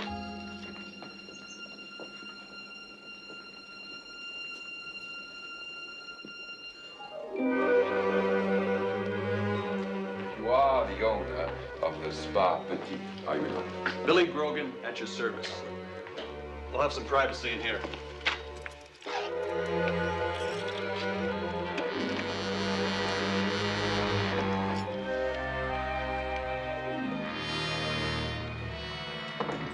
I shall go right to the point. Now, please, sit down. Thank you. I want my wife to be well and properly entertained during our stay in Las Vegas. Suffice it to say, ours is largely a marriage of convenience. My interests lie elsewhere, but it would please me to see that she's satisfied. Therefore, I've come to you. Your employees are prostitutes, are they not? Well, this is exactly what is needed under the circumstances, she will be delighted. How much? Now, this is sheer curiosity on my part, but since I'll be paying the bill, it seems to me that that curiosity is somehow justified. 5,000 a week? Sounds reasonable. Good. Now, I would like very much to choose my wife's partner myself. I've known her tastes for many years, and I would like the whole thing to be right in the bullseye. Why don't I show you what I've got in stock? That won't be necessary. This recording is not hard evidence in a court of law. True. But if I played it for the local police, it would pique quite a bit of interest in your operations, don't you think? What the hell do you want? Who's extorting your employees? His name.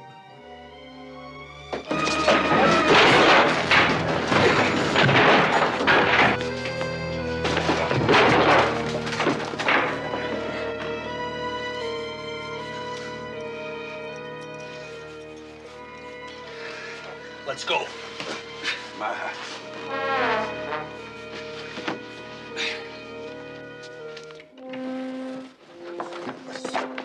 Slow, please.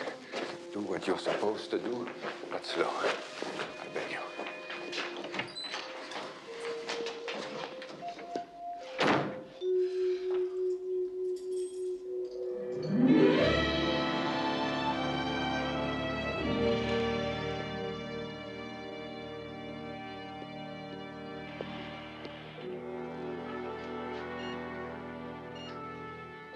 Peterson.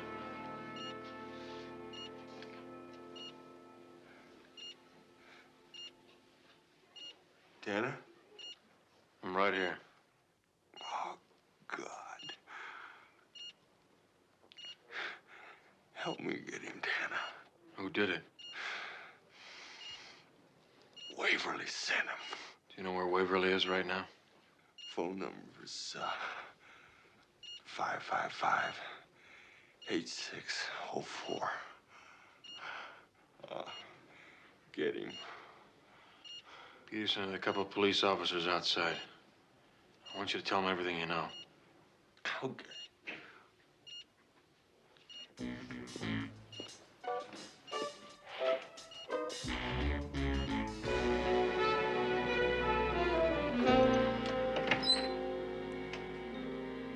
Ah, you finally come to your senses.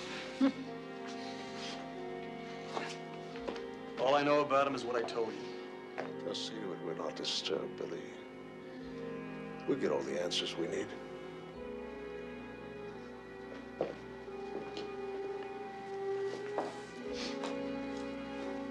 I was wrong.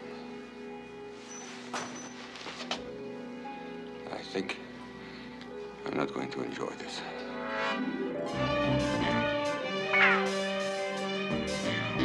What do you mean he's not there? I'm telling you, Rambo isn't here. I haven't seen him since he left with you.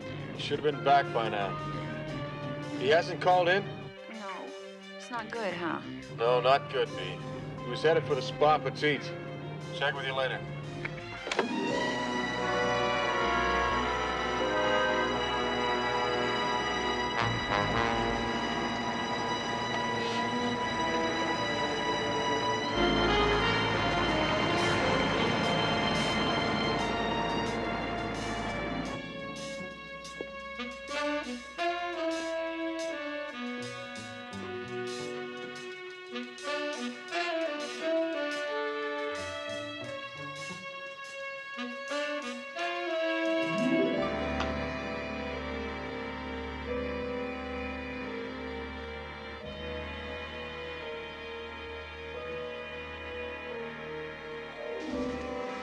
May I have my glasses, please?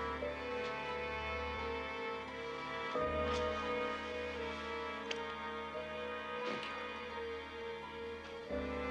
I think we should finish this in the desert. Go get the car.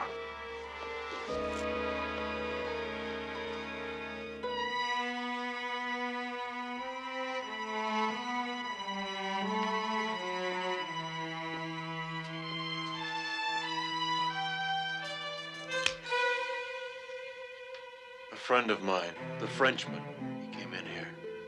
Where is he?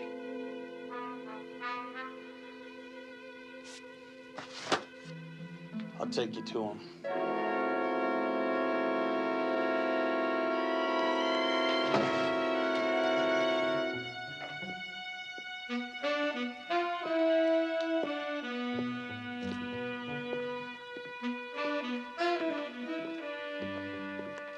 Hold it. Move it.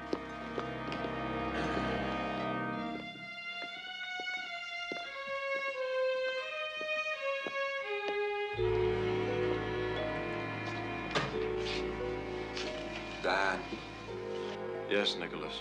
I think I should very seriously consider retirement. I think I'll join you. Yes. Waverly, this is after the fact. Todd Peterson is alive and is spilling his guts at the police right now. Let's get them out of here.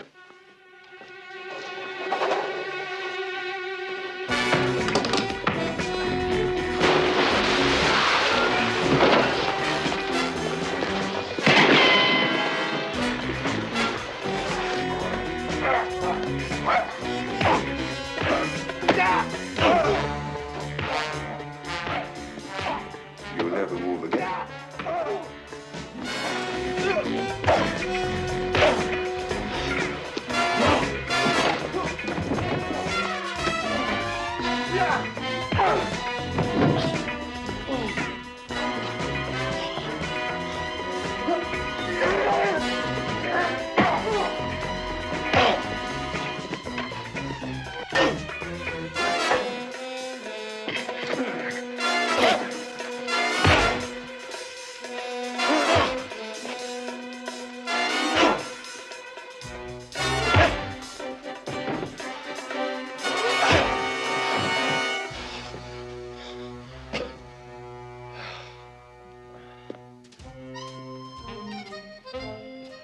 Dan, are you finished? Oh, yes. I've finished.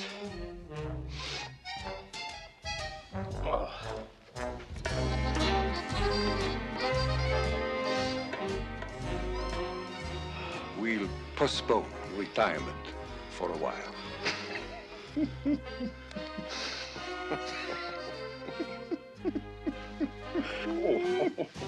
Watch them.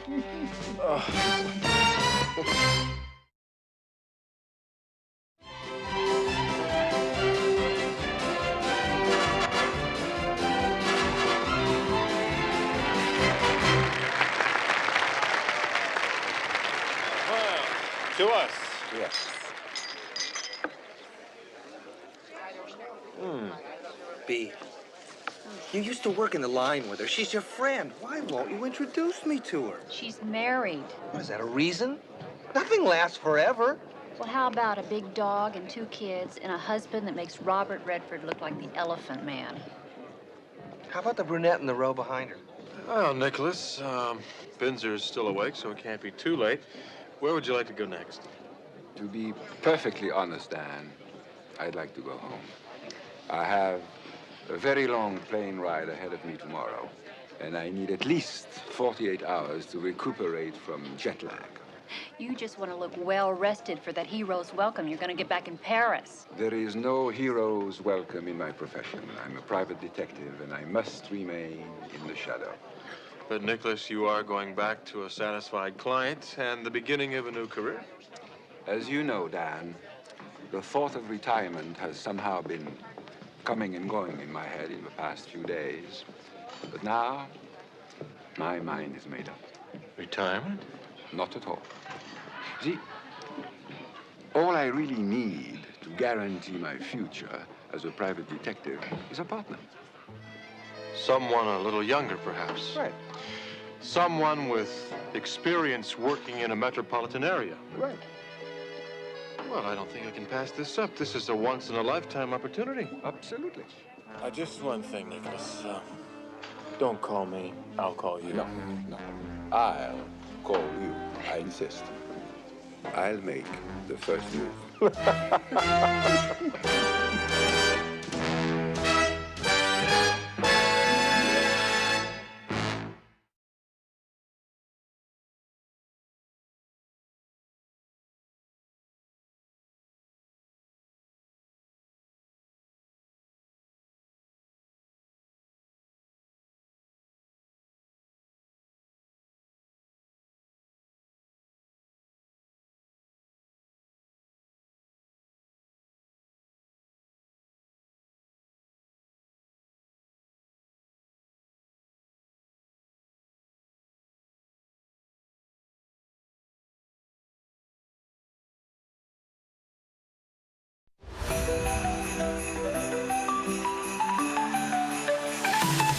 In a world of whispers, we found our voice. A love unhidden, a daring choice. Hand in hand, we walk the sky, painting rainbows where shadows lie. They said we couldn't, but we proved them wrong. Our hearts are louder than their song. Electric sparks, a blazing light. Together we'll ignite the night. Love is love, it's wild and free. A symphony of you and me. Dancing hearts that beat as one, shining brighter than the sun. Love is love, no walls, no chains. Through every storm we'll dance in the rain. Our stories racing in the stars above. Nothing can stop our love. It smells a spark, it lights my way to the darkest night into day. In your arms I find my home. Together we'll never be alone. They said we couldn't, but we proved them wrong. Our hearts are louder than their song. Electric sparks, a blazing light. Together we'll ignite the night. Love is love, it's wild and free. A symphony of you and me. Dancing hearts that beat as one, shining brighter than the sun. Love is love, no walls, no chains. Through every storm we'll dance in the rain. Our stories written in the stars above. Nothing can stop our love. Your smile's a spark, it lights my way. Turns the darkest night into day. In your arms I find my home. Together we'll never be alone. They said we couldn't, but we proved them wrong. Our hearts are louder than their song. Electric sparks, a blazing light. Together we'll ignite the night. Love is love, it's wild and free. A symphony of you and me. Dancing hearts that beat as one, shining brighter than the sun. Love is love, no walls, no chains. Through every storm we'll dance in the rain. Our stories racing in the stars above. Nothing can stop our love. In the rhythm of night chord beats, our love's alive, it never retreats. Bold and vibrant, we're here to stay. Forever dancing, come what may.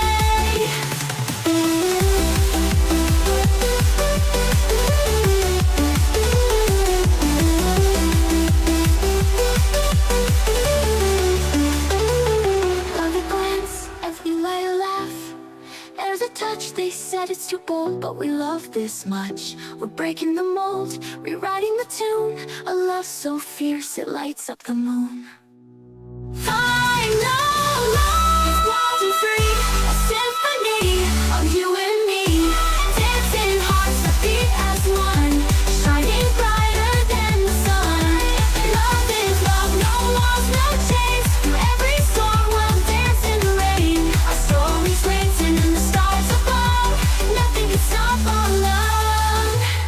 In the rhythm of night chord beats, our love's alive, it never retreats. Bold and vibrant, we're here to stay. Forever dancing, come what may.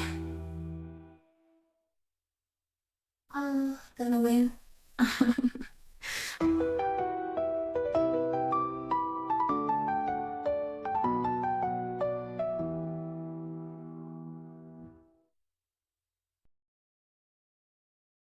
Next, on Vegas, Arlen Two-Leaf is accused of the rape and murder of a teenage prostitute. Dad, you know how I feel about tight places. Get me out of here.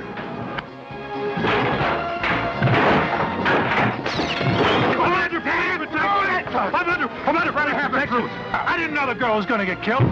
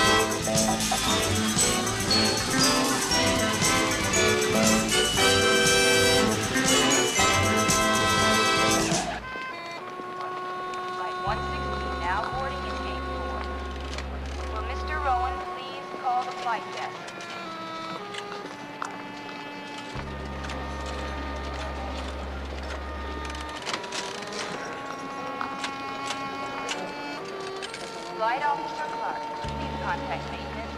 Flight Officer Clark, please contact maintenance. All passengers for Flight 419 to Chicago now board at gate 43. All passengers for Flight 419 to Chicago now board at gate 43.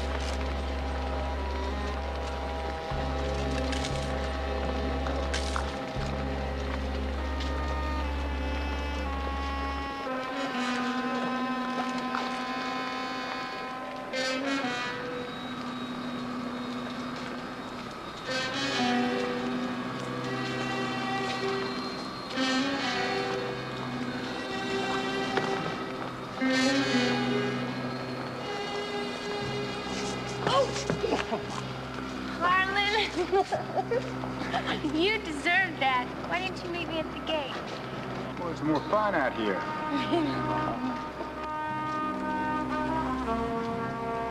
Child, it's been a long time. Yeah, I know. You know how it is, though. A week here, a year there. Something wrong, kid?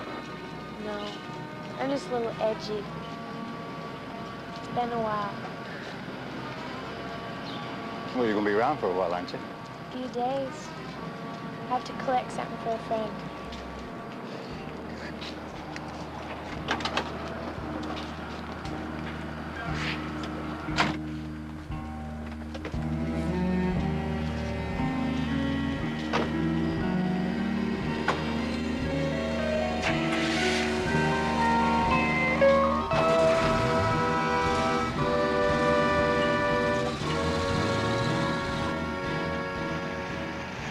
Why don't you drop me off at the hotel? I have a few things to take care of, and then I'll meet you for a drink later.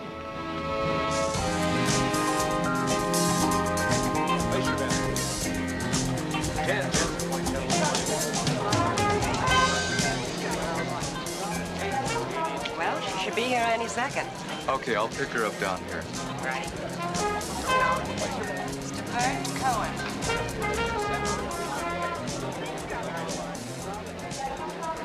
Hi. Hi there. How you doing? I'm doing fine. How are you doing? Fantastic. Good. Are you ready? Yes. Wonderful. What's with the cameras? What?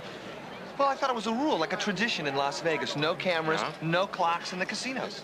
Well, you see, in this case, that camera means a little publicity for the casino, so we're going to let them break the rule. What about the clocks? What about the clocks? I just said that. I knew we heard it somewhere. Okay, Chuck? Hello, this is Merrill Maine on the Las Vegas Strip, here at the Desert Inn.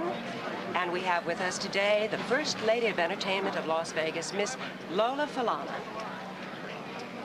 Lola, tell me, what does it feel like to be the busiest lady in Las Vegas? It feels terrific. You see, I like to entertain. I do 20 weeks a year here at the Aladdin Hotel. It kind of makes me feel like a new woman, you know, and a new contract. Well, Lola, you'll never have any trouble getting new contracts with the shows you put on. Your material is sensational. Thanks. We tried. It's not easy competing with all that money out in the casino, just waiting to be won. Tough competition for any of the performers we have in town. It's not all that easy for us either. A couple of my friends got to shaking the dice on the crap tables the other day. I almost forgot the stage call. Can you imagine what would happen if a television station... You own your own TV station, don't you? I have interest. When do you sleep? I see you on the camera at 1 in the morning and 5 minutes after. What are you gonna have? I'll have a tequila sunrise. Find out how Tequila sunrise. to perform for me. Let me know. My spies tell me that you just signed a new recording contract. Yeah, for 5 years. I would have made it 10, but I didn't think they could keep the pace.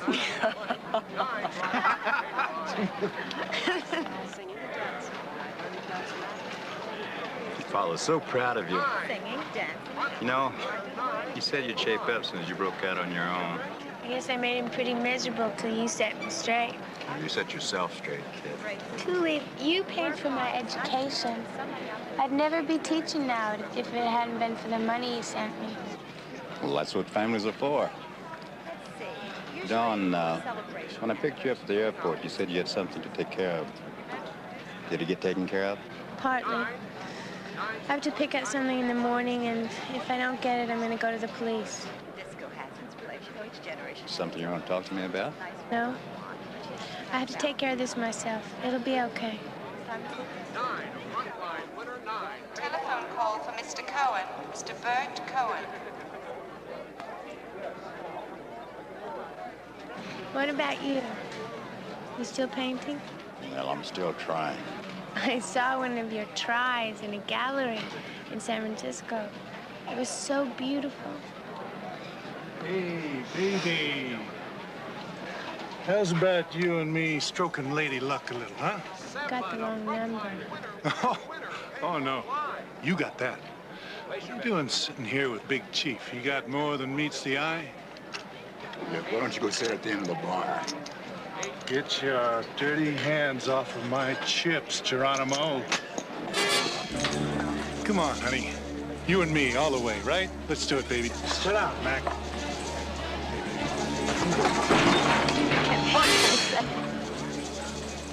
Chuck, get it, get it.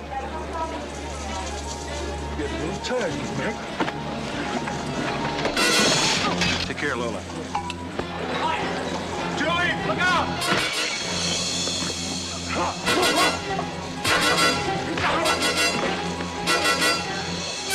all right? Yeah, come on, sit down.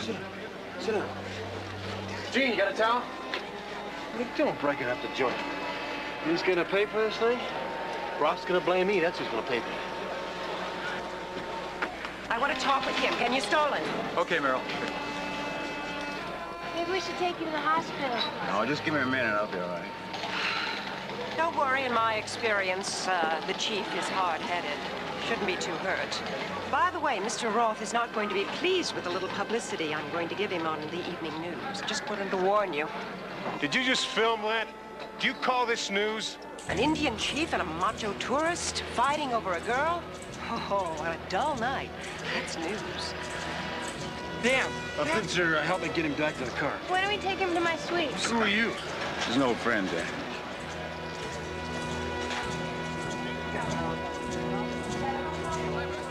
sorry. These are real tight. Here, drink this. What's this? It's water. Water? Yes. What did he hit you with anyway? Champagne bottle. Champagne, very classy. I'll stay with him. I have to make some phone calls. Okay, if he needs anything, you call me, all right? Dan Tanner. Two Leafs told me about you. Oh. I'm Don Peters. Oh, yeah. He said he's known you since you were, how do you put it? Since I was knee-high to a billy goat. That's it. Yeah. Hi. Hi. I'm Binzer. This is Binzer. We work together. Well, I work for Dan. We work at the hotel. We do some Thank you. detective work here.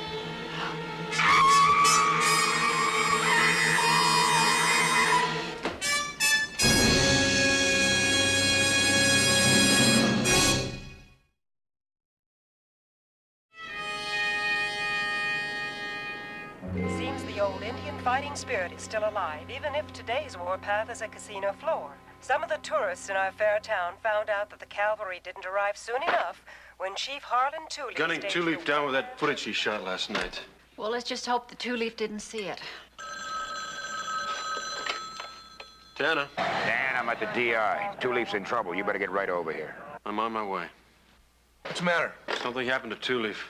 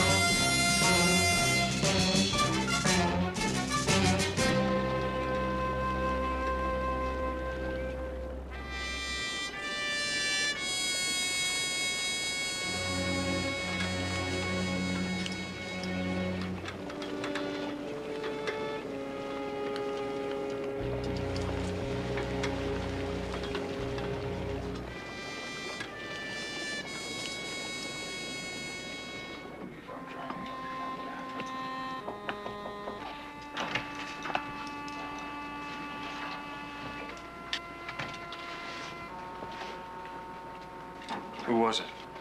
Her name was Dawn Peters. Looks like attempted rape, and she was stabbed. Why'd you know her? She was a friend of Two Leaf's. What happened? I don't know. I can't get anything out of him.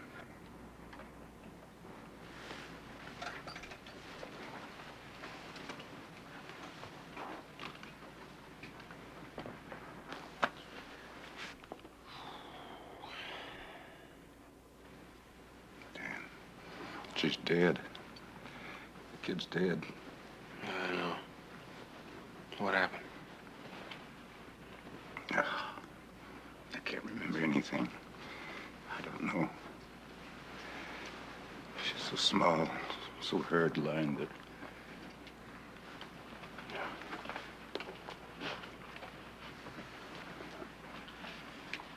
Dave, maybe we ought to get him to a doctor. He took a heavy crack on the head last night. Over the girl, right? Yeah, he was in a fight over the girl. So what? He's got scratches on his neck. Well, I just told you he was in a fight. Well, she put up a hell of a fight herself. And she's got skin and blood under her fingernails. Dave, what are you saying? Dan, I like Two Leaf. But what I'm saying is you better get him a good attorney. Bring him out, Thompson.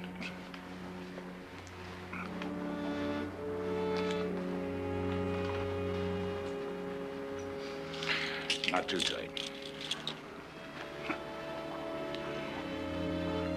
Ladies and gentlemen, yes, they are. Chuck. Chief Two-Leaf.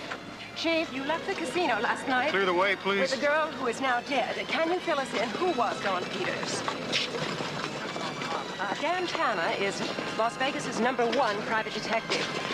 Mr. Tanna, you are a friend of the chief's. Are you going to try to clear him? Try, Miss Merrill. A person is innocent until proven guilty in this country. That's the way it works. Excuse me. Ladies and gentlemen, the police have just brought out what apparently is the murder weapon.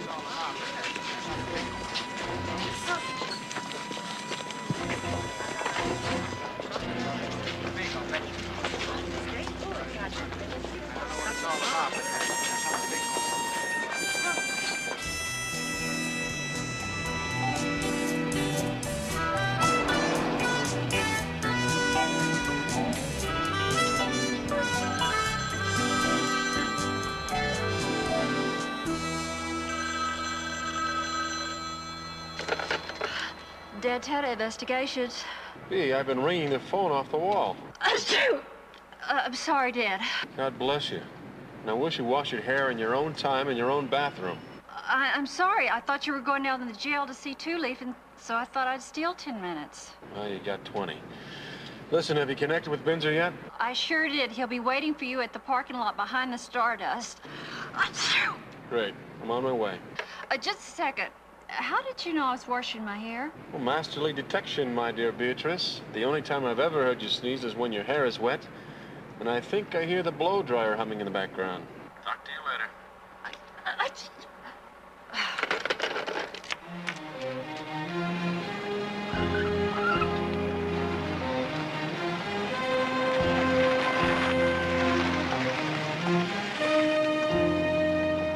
Hi. How you doing? How's Two-Leaf? He's dazed, confused. I've never seen him like this. Yeah, they don't really think he did it. Well, they booked him. Yeah. Listen, I checked with security at the casino about the guy that started the fight. His name is Lyle Kemp. He's not at the address he gave? He never was. It's starting to sound like a setup. So what do we do? Okay, I want you to start working your way through the day shift at the DI. Find out what Dawn Peters did from the time she checked in until she met Two-Leaf last night. Okay. Then have B start checking out the phone billing at the hotel. If Dawn made a phone call, it'll be in the computer. Okay, where are you gonna be? I'm on my way to see Two-Leaf. Say hi to him for me, huh?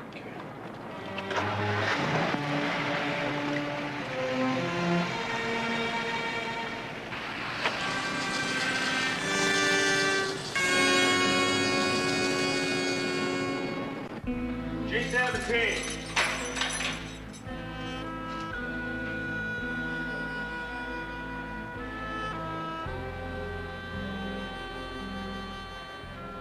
They go to 9.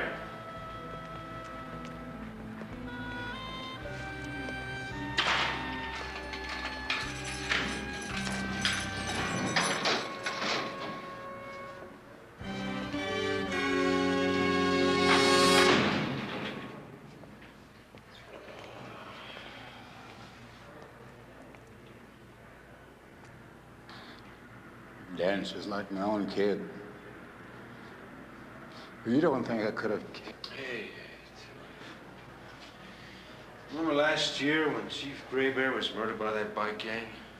I mean, you had a reason to kill a man and you didn't. You let him live. What makes you think you could murder a girl you love like a daughter?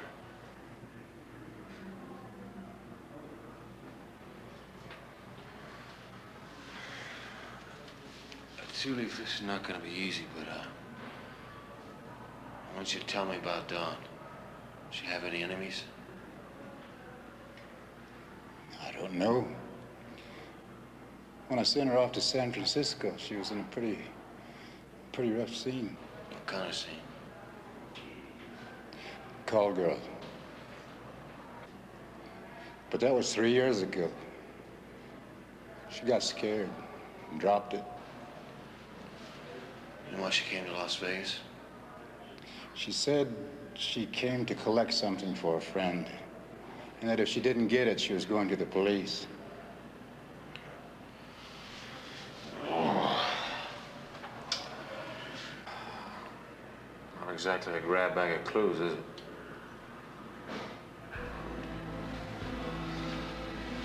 you anything? Can I get you anything?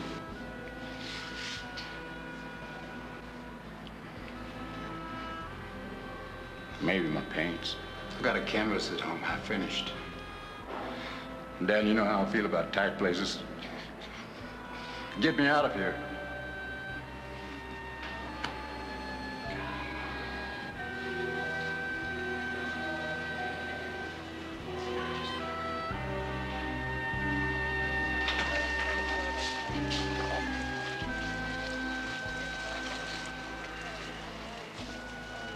Tudyk wants his paints. Dan, he's a suspected felon. Now, you know the rules. He's also my friend. Can you see if you can bend him? Yeah, I'll see what I can do. I think there's something you should know. The skin under the girl's fingernails is Tudy's, and there are traces of her blood on his knife. What about prints? Only Tudy's. Well, Dave, the killer could have used Tully's knife. He could have scraped the girl's fingers across his neck. Dan, the jury's gonna ask how anyone could hold Tudyk down that long. Well, I'll try to get you some answers as soon as I post his bail. Dan, the judge squelched bail. We can't let him out of here and have some trigger-happy redneck start playing cowboys and Indians in 86, your friend. My friend, Dave? The State Star suspect.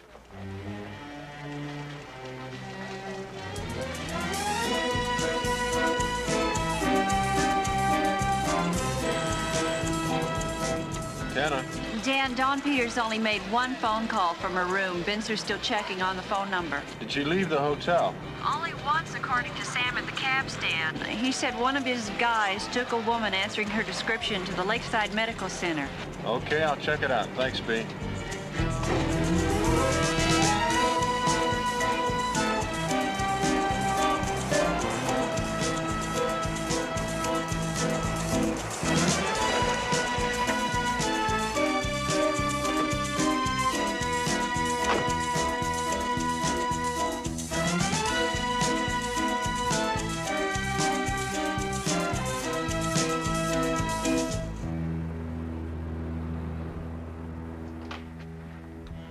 Mr. Tanna to see you, Dr. Barrow. Send him in.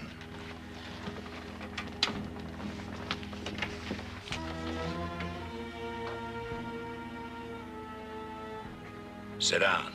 Thank you, Doctor. Dr. Barrow, yesterday a young girl came to see you. Her name was Dawn Peters. Do you remember her?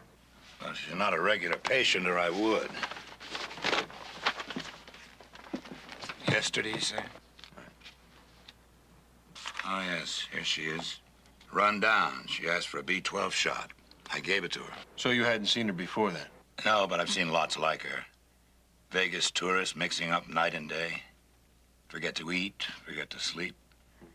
As a matter of fact, she may be by for a pick-me-up. I think there's little chance of that, Doctor. What do you mean? Didn't you see this morning's headlines? Oh.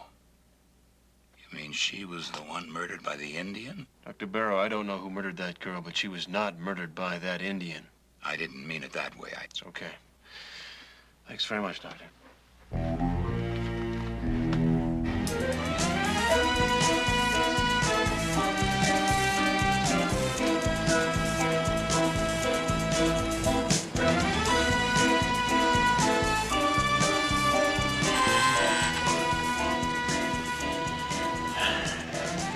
B, Barrow was a dead end. You got anything for me?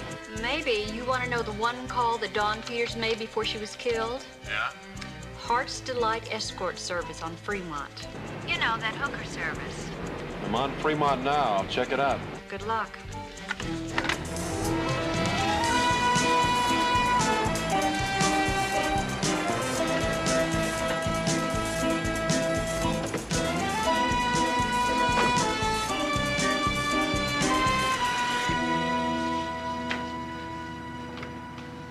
Hi.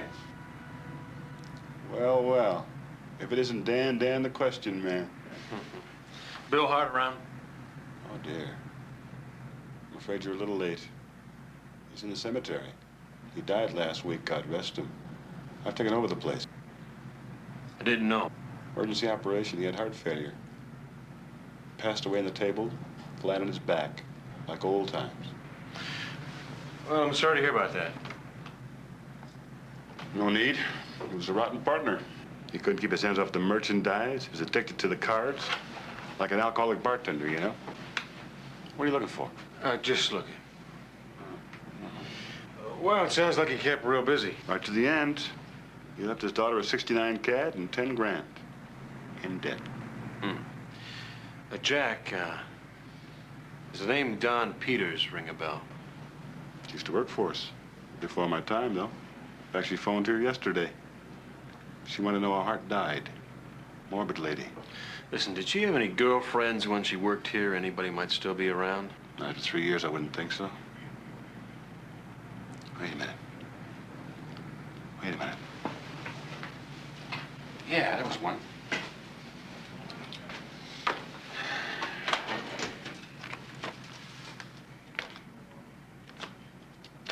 Aha, voila. Here she is. Cheryl Borison. She married some pansy of a politician. She's a rich lady now, Dan. She doesn't play high and mighty with me. I've got her records. You wouldn't mind if I took a look at that, would you? I'm afraid that's more than you can afford, Mr. Tanna. I'm saving these for a rainy day. It's clouding up real fast, Jack. You're kidding me. No. Don't make a mistake, son. I'm still in condition. I work out every day. Now it's ta-ta Tanna, okay?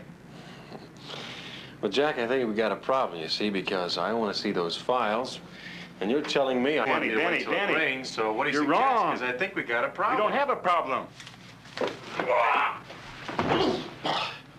We definitely have a problem here.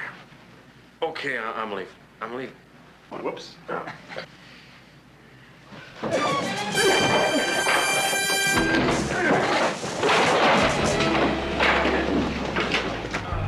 I don't think Cheryl Borison will mind if I return her property, do you?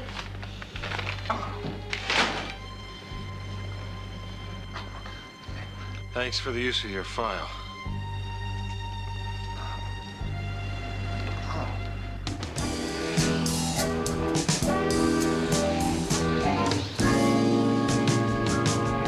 Don Peters' murder has aroused nationwide interest. The main suspect, Chief Harlan Tulip, is being held in custody without bail. The tragic story unfolded last night before KTNS cameras when a brawl broke out over Miss Peters. But let's review the life and colorful career of Chief Harlan Tulip. During his early life, he was well known as a hellraiser, impatient with any form of discipline, critical of what he called the white man's law.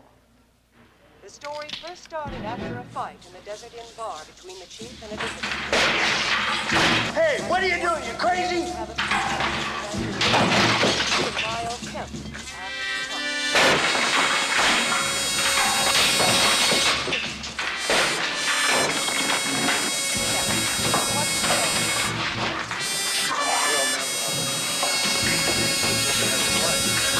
How about the lady?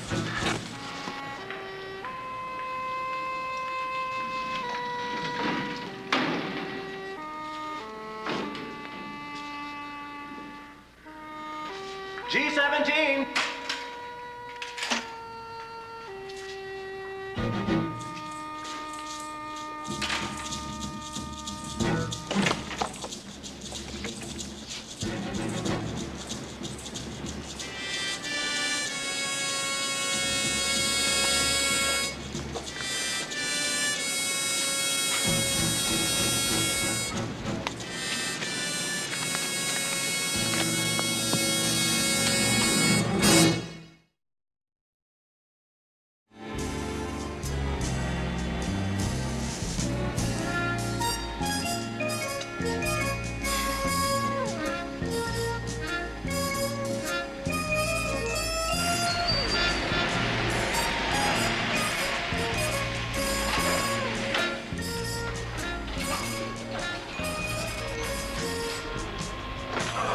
Hey, Vince. Hi, guy.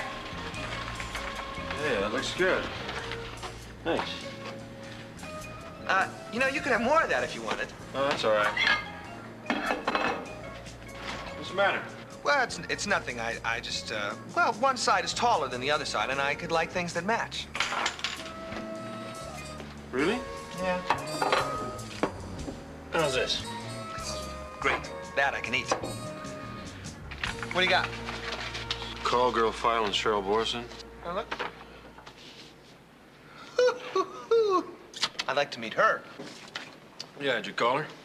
Yeah, I spoke to the maid. Mrs. Borison of the glossy photo, Mrs. Borison, is at a political bash for her husband's new campaign. When did the maid say we could reach her? I don't know. Not until tomorrow morning, I guess. I just can't understand how a lady like that, just married to a hotsy-totsy politician, how she could ever be a call girl. Yeah. What's even harder to understand is how Don Peters could have been a call girl. Yeah.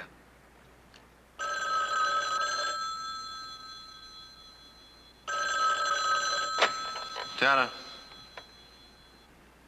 When? Okay, Dave, thanks. Who's that? It's Nelson. Two-Leaf broke out of jail after hearing Merrill's latest newscast. Well, where do you think he is? Well, he couldn't have gone far on foot. He's probably still in the downtown area. I'm worried he's gonna do something crazy. I'm gonna find him if it takes all night. Well, look, you want me to go with you? No, stay here just in case. In case what? Just in case.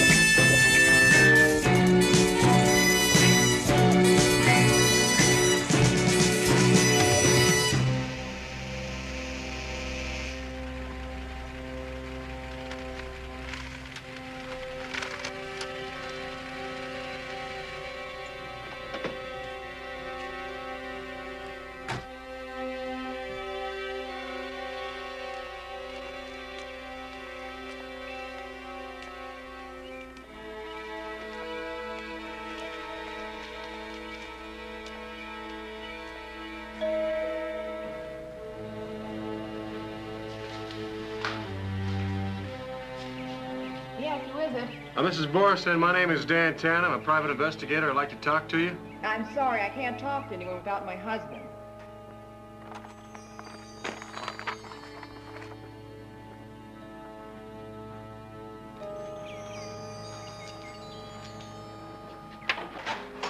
Come in.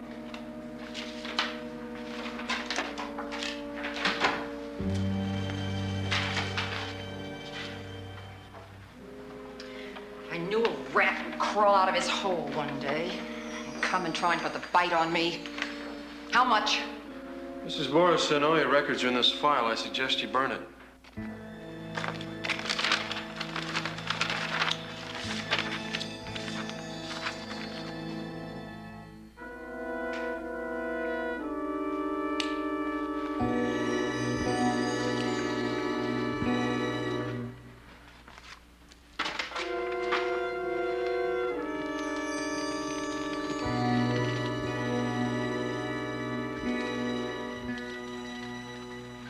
I'm sorry, Mr. Tanna.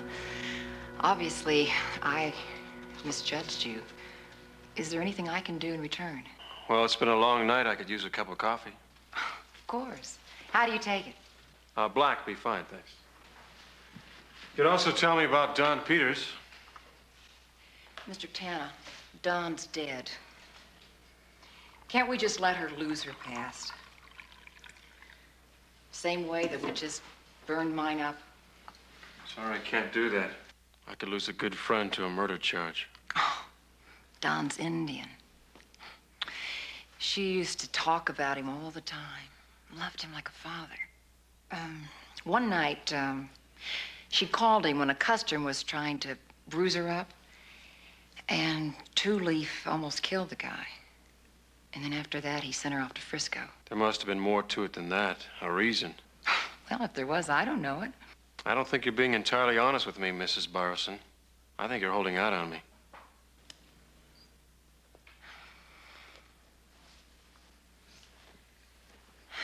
I promised Dawn I wouldn't show these to anybody.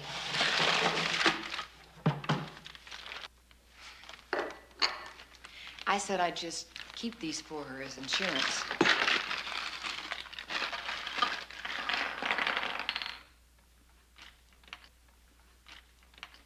None of these prescriptions are in Dawn's name. Do you know how she got them? No. Why? They're uppers. Either she knew a heavy drug dealer or some very depressed people. Well, Dawn was pretty broken up yesterday herself. About your old boss, Hart? Mm-hmm. She said that she'd gotten a letter from him after 3 years. And then she found out that he died on Barrow's operating table. Dr. Philip Barrow? Mm-hmm. He was the agency's doctor. Barrow told me he never knew Dawn before yesterday. He would say that. He never liked being associated with hookers. I wonder if he wrote these prescriptions. I don't know. Isn't the doctor's name always on the bottle? Not this time. Someone developed a very nervous habit of scraping the doctor's name off these prescriptions. Thanks very much, Mrs. Borison. I think you just squared your account. I hope so.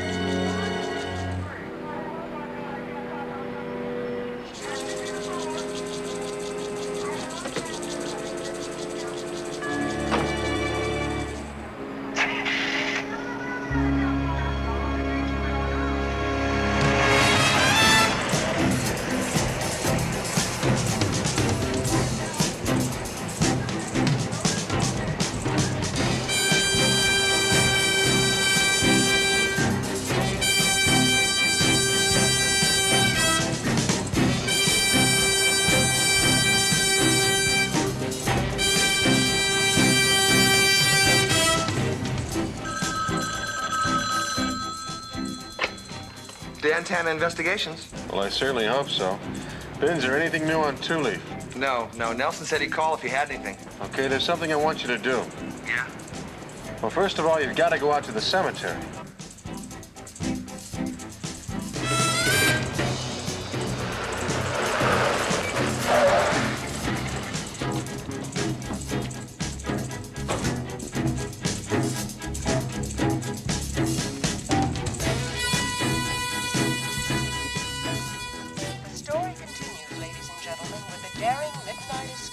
Metropolitan Jail by Chief Harlan Tooley.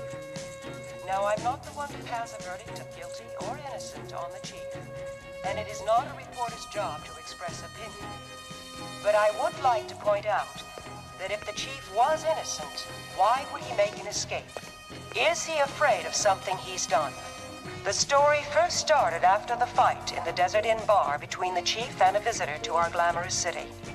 I was fortunately able to have a few words with that visitor. Okay, Chuck, let's cut it here. Chuck. How did you get here? You're coming with me. We're gonna settle this thing once and for all.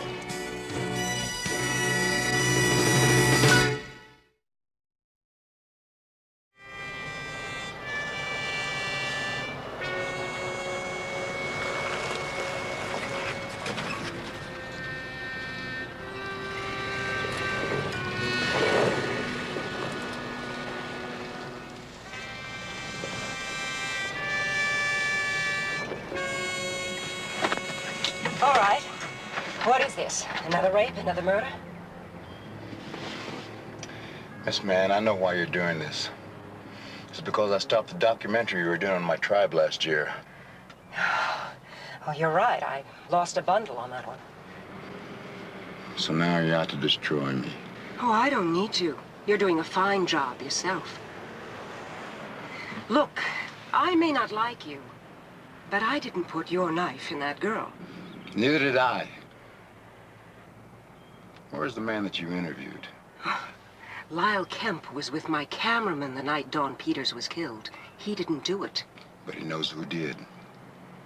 Somebody paid him to start the fight in that bar.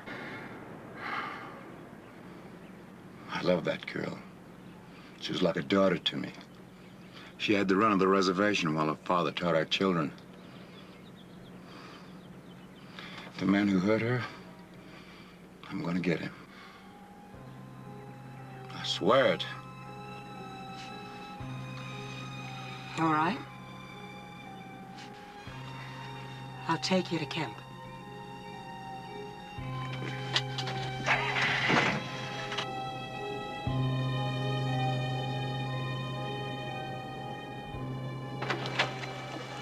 Hi.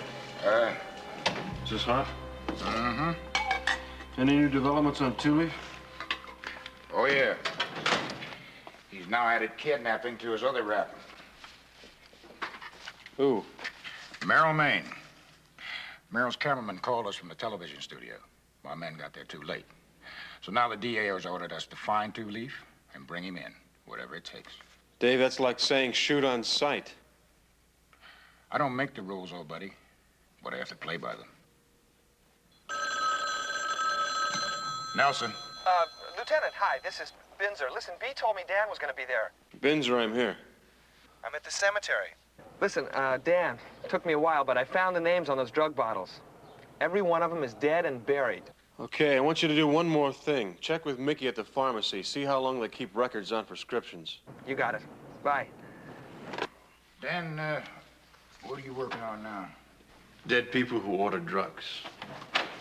Oh, hold it. I tell you what, my car's in the shop, so you can run that by me while you drive me home.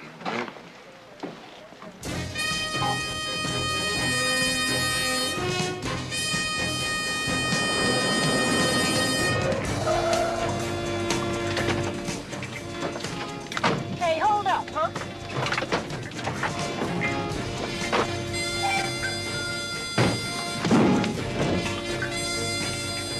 Who hired you? I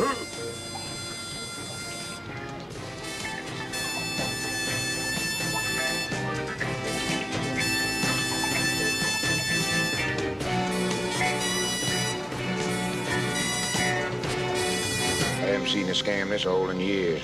Yeah, it's an old one. A doctor writes a prescription for a dead patient and passes the drugs on to a pusher. I still don't understand why Dawn Peters came back to Vegas. Two-Leaf said she came back to collect something for a friend. She collected more than she bargained for. Right. You see, somebody was giving Shining Jack's partner, Bill Hart, drugs to pass on to his call girls. Now, Don's old girlfriend mentioned a letter from Hart that brought Don running back to Las Vegas. So? So 2 and 2 make extortion. Blackmail. Well, she threatened somebody enough to get herself killed. Tanna. Where?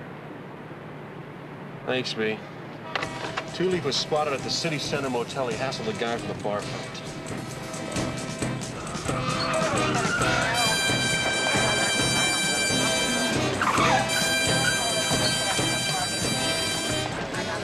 Hey, you keep your hands off of me. I'm under trying to have that. Hey, it was just a job. Just a job. I didn't know the girl was going to get killed. I told the engine that. Did you tell Two-Leaf who hired you? How do you keep from telling him? Who is he? Where is he? Barrel. Dr. Barrel. Book him. Will you?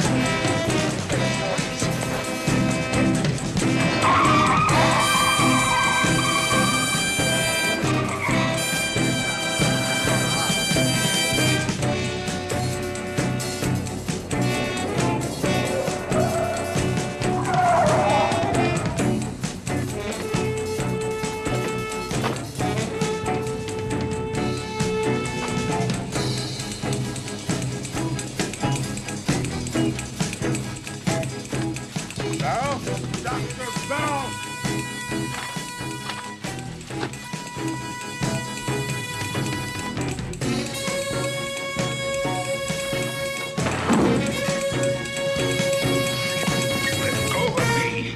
Talk with Kemp. He told me you knew Dawn. Why did you kill her? I didn't kill her. You killed her. Worse than that, you hurt her. Get out of here! Why? Why? She was helping Hart and me, selling drugs. Well, that's no reason to kill her. She knew that I killed Hart on the operating table. See, Hart was gambling himself into debt, and he needed more from me. Dawn wanted $50,000 for Hart's daughter. I had to kill her. She'd have bled me for years. Well, she wasn't that kind of girl. Don't mess yourself up now.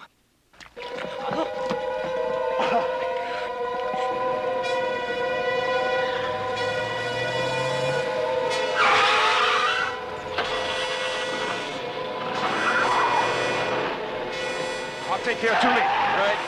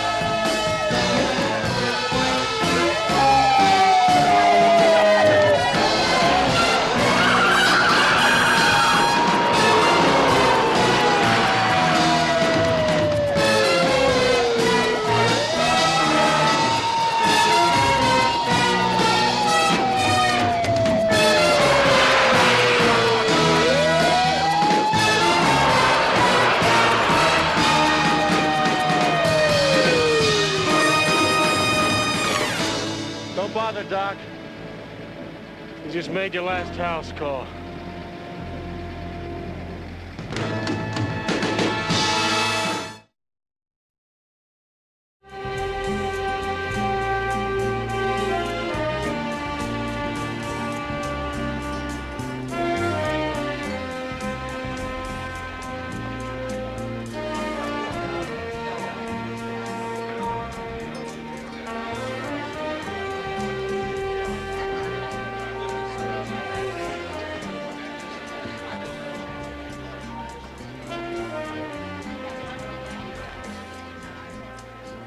Well, we found Hart's letter to Dawn in Barrow's office. Hart had asked Dawn to take care of his daughter in case something happened to her. All Dawn was doing was pressuring Barrow for money for the girl. Well, Barrow had no intention of paying her any money. That's right. This is good. It's very good. Hello, Miss May. Hello. Well, Merrill, you got your story. No, but I just straightened out a bad one.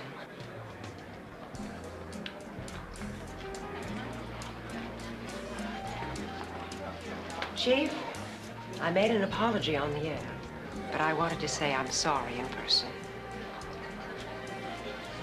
I didn't know you were such a fine artist. Well, that kind of opening demands a speech from the artist. Well, what do you say, Chief?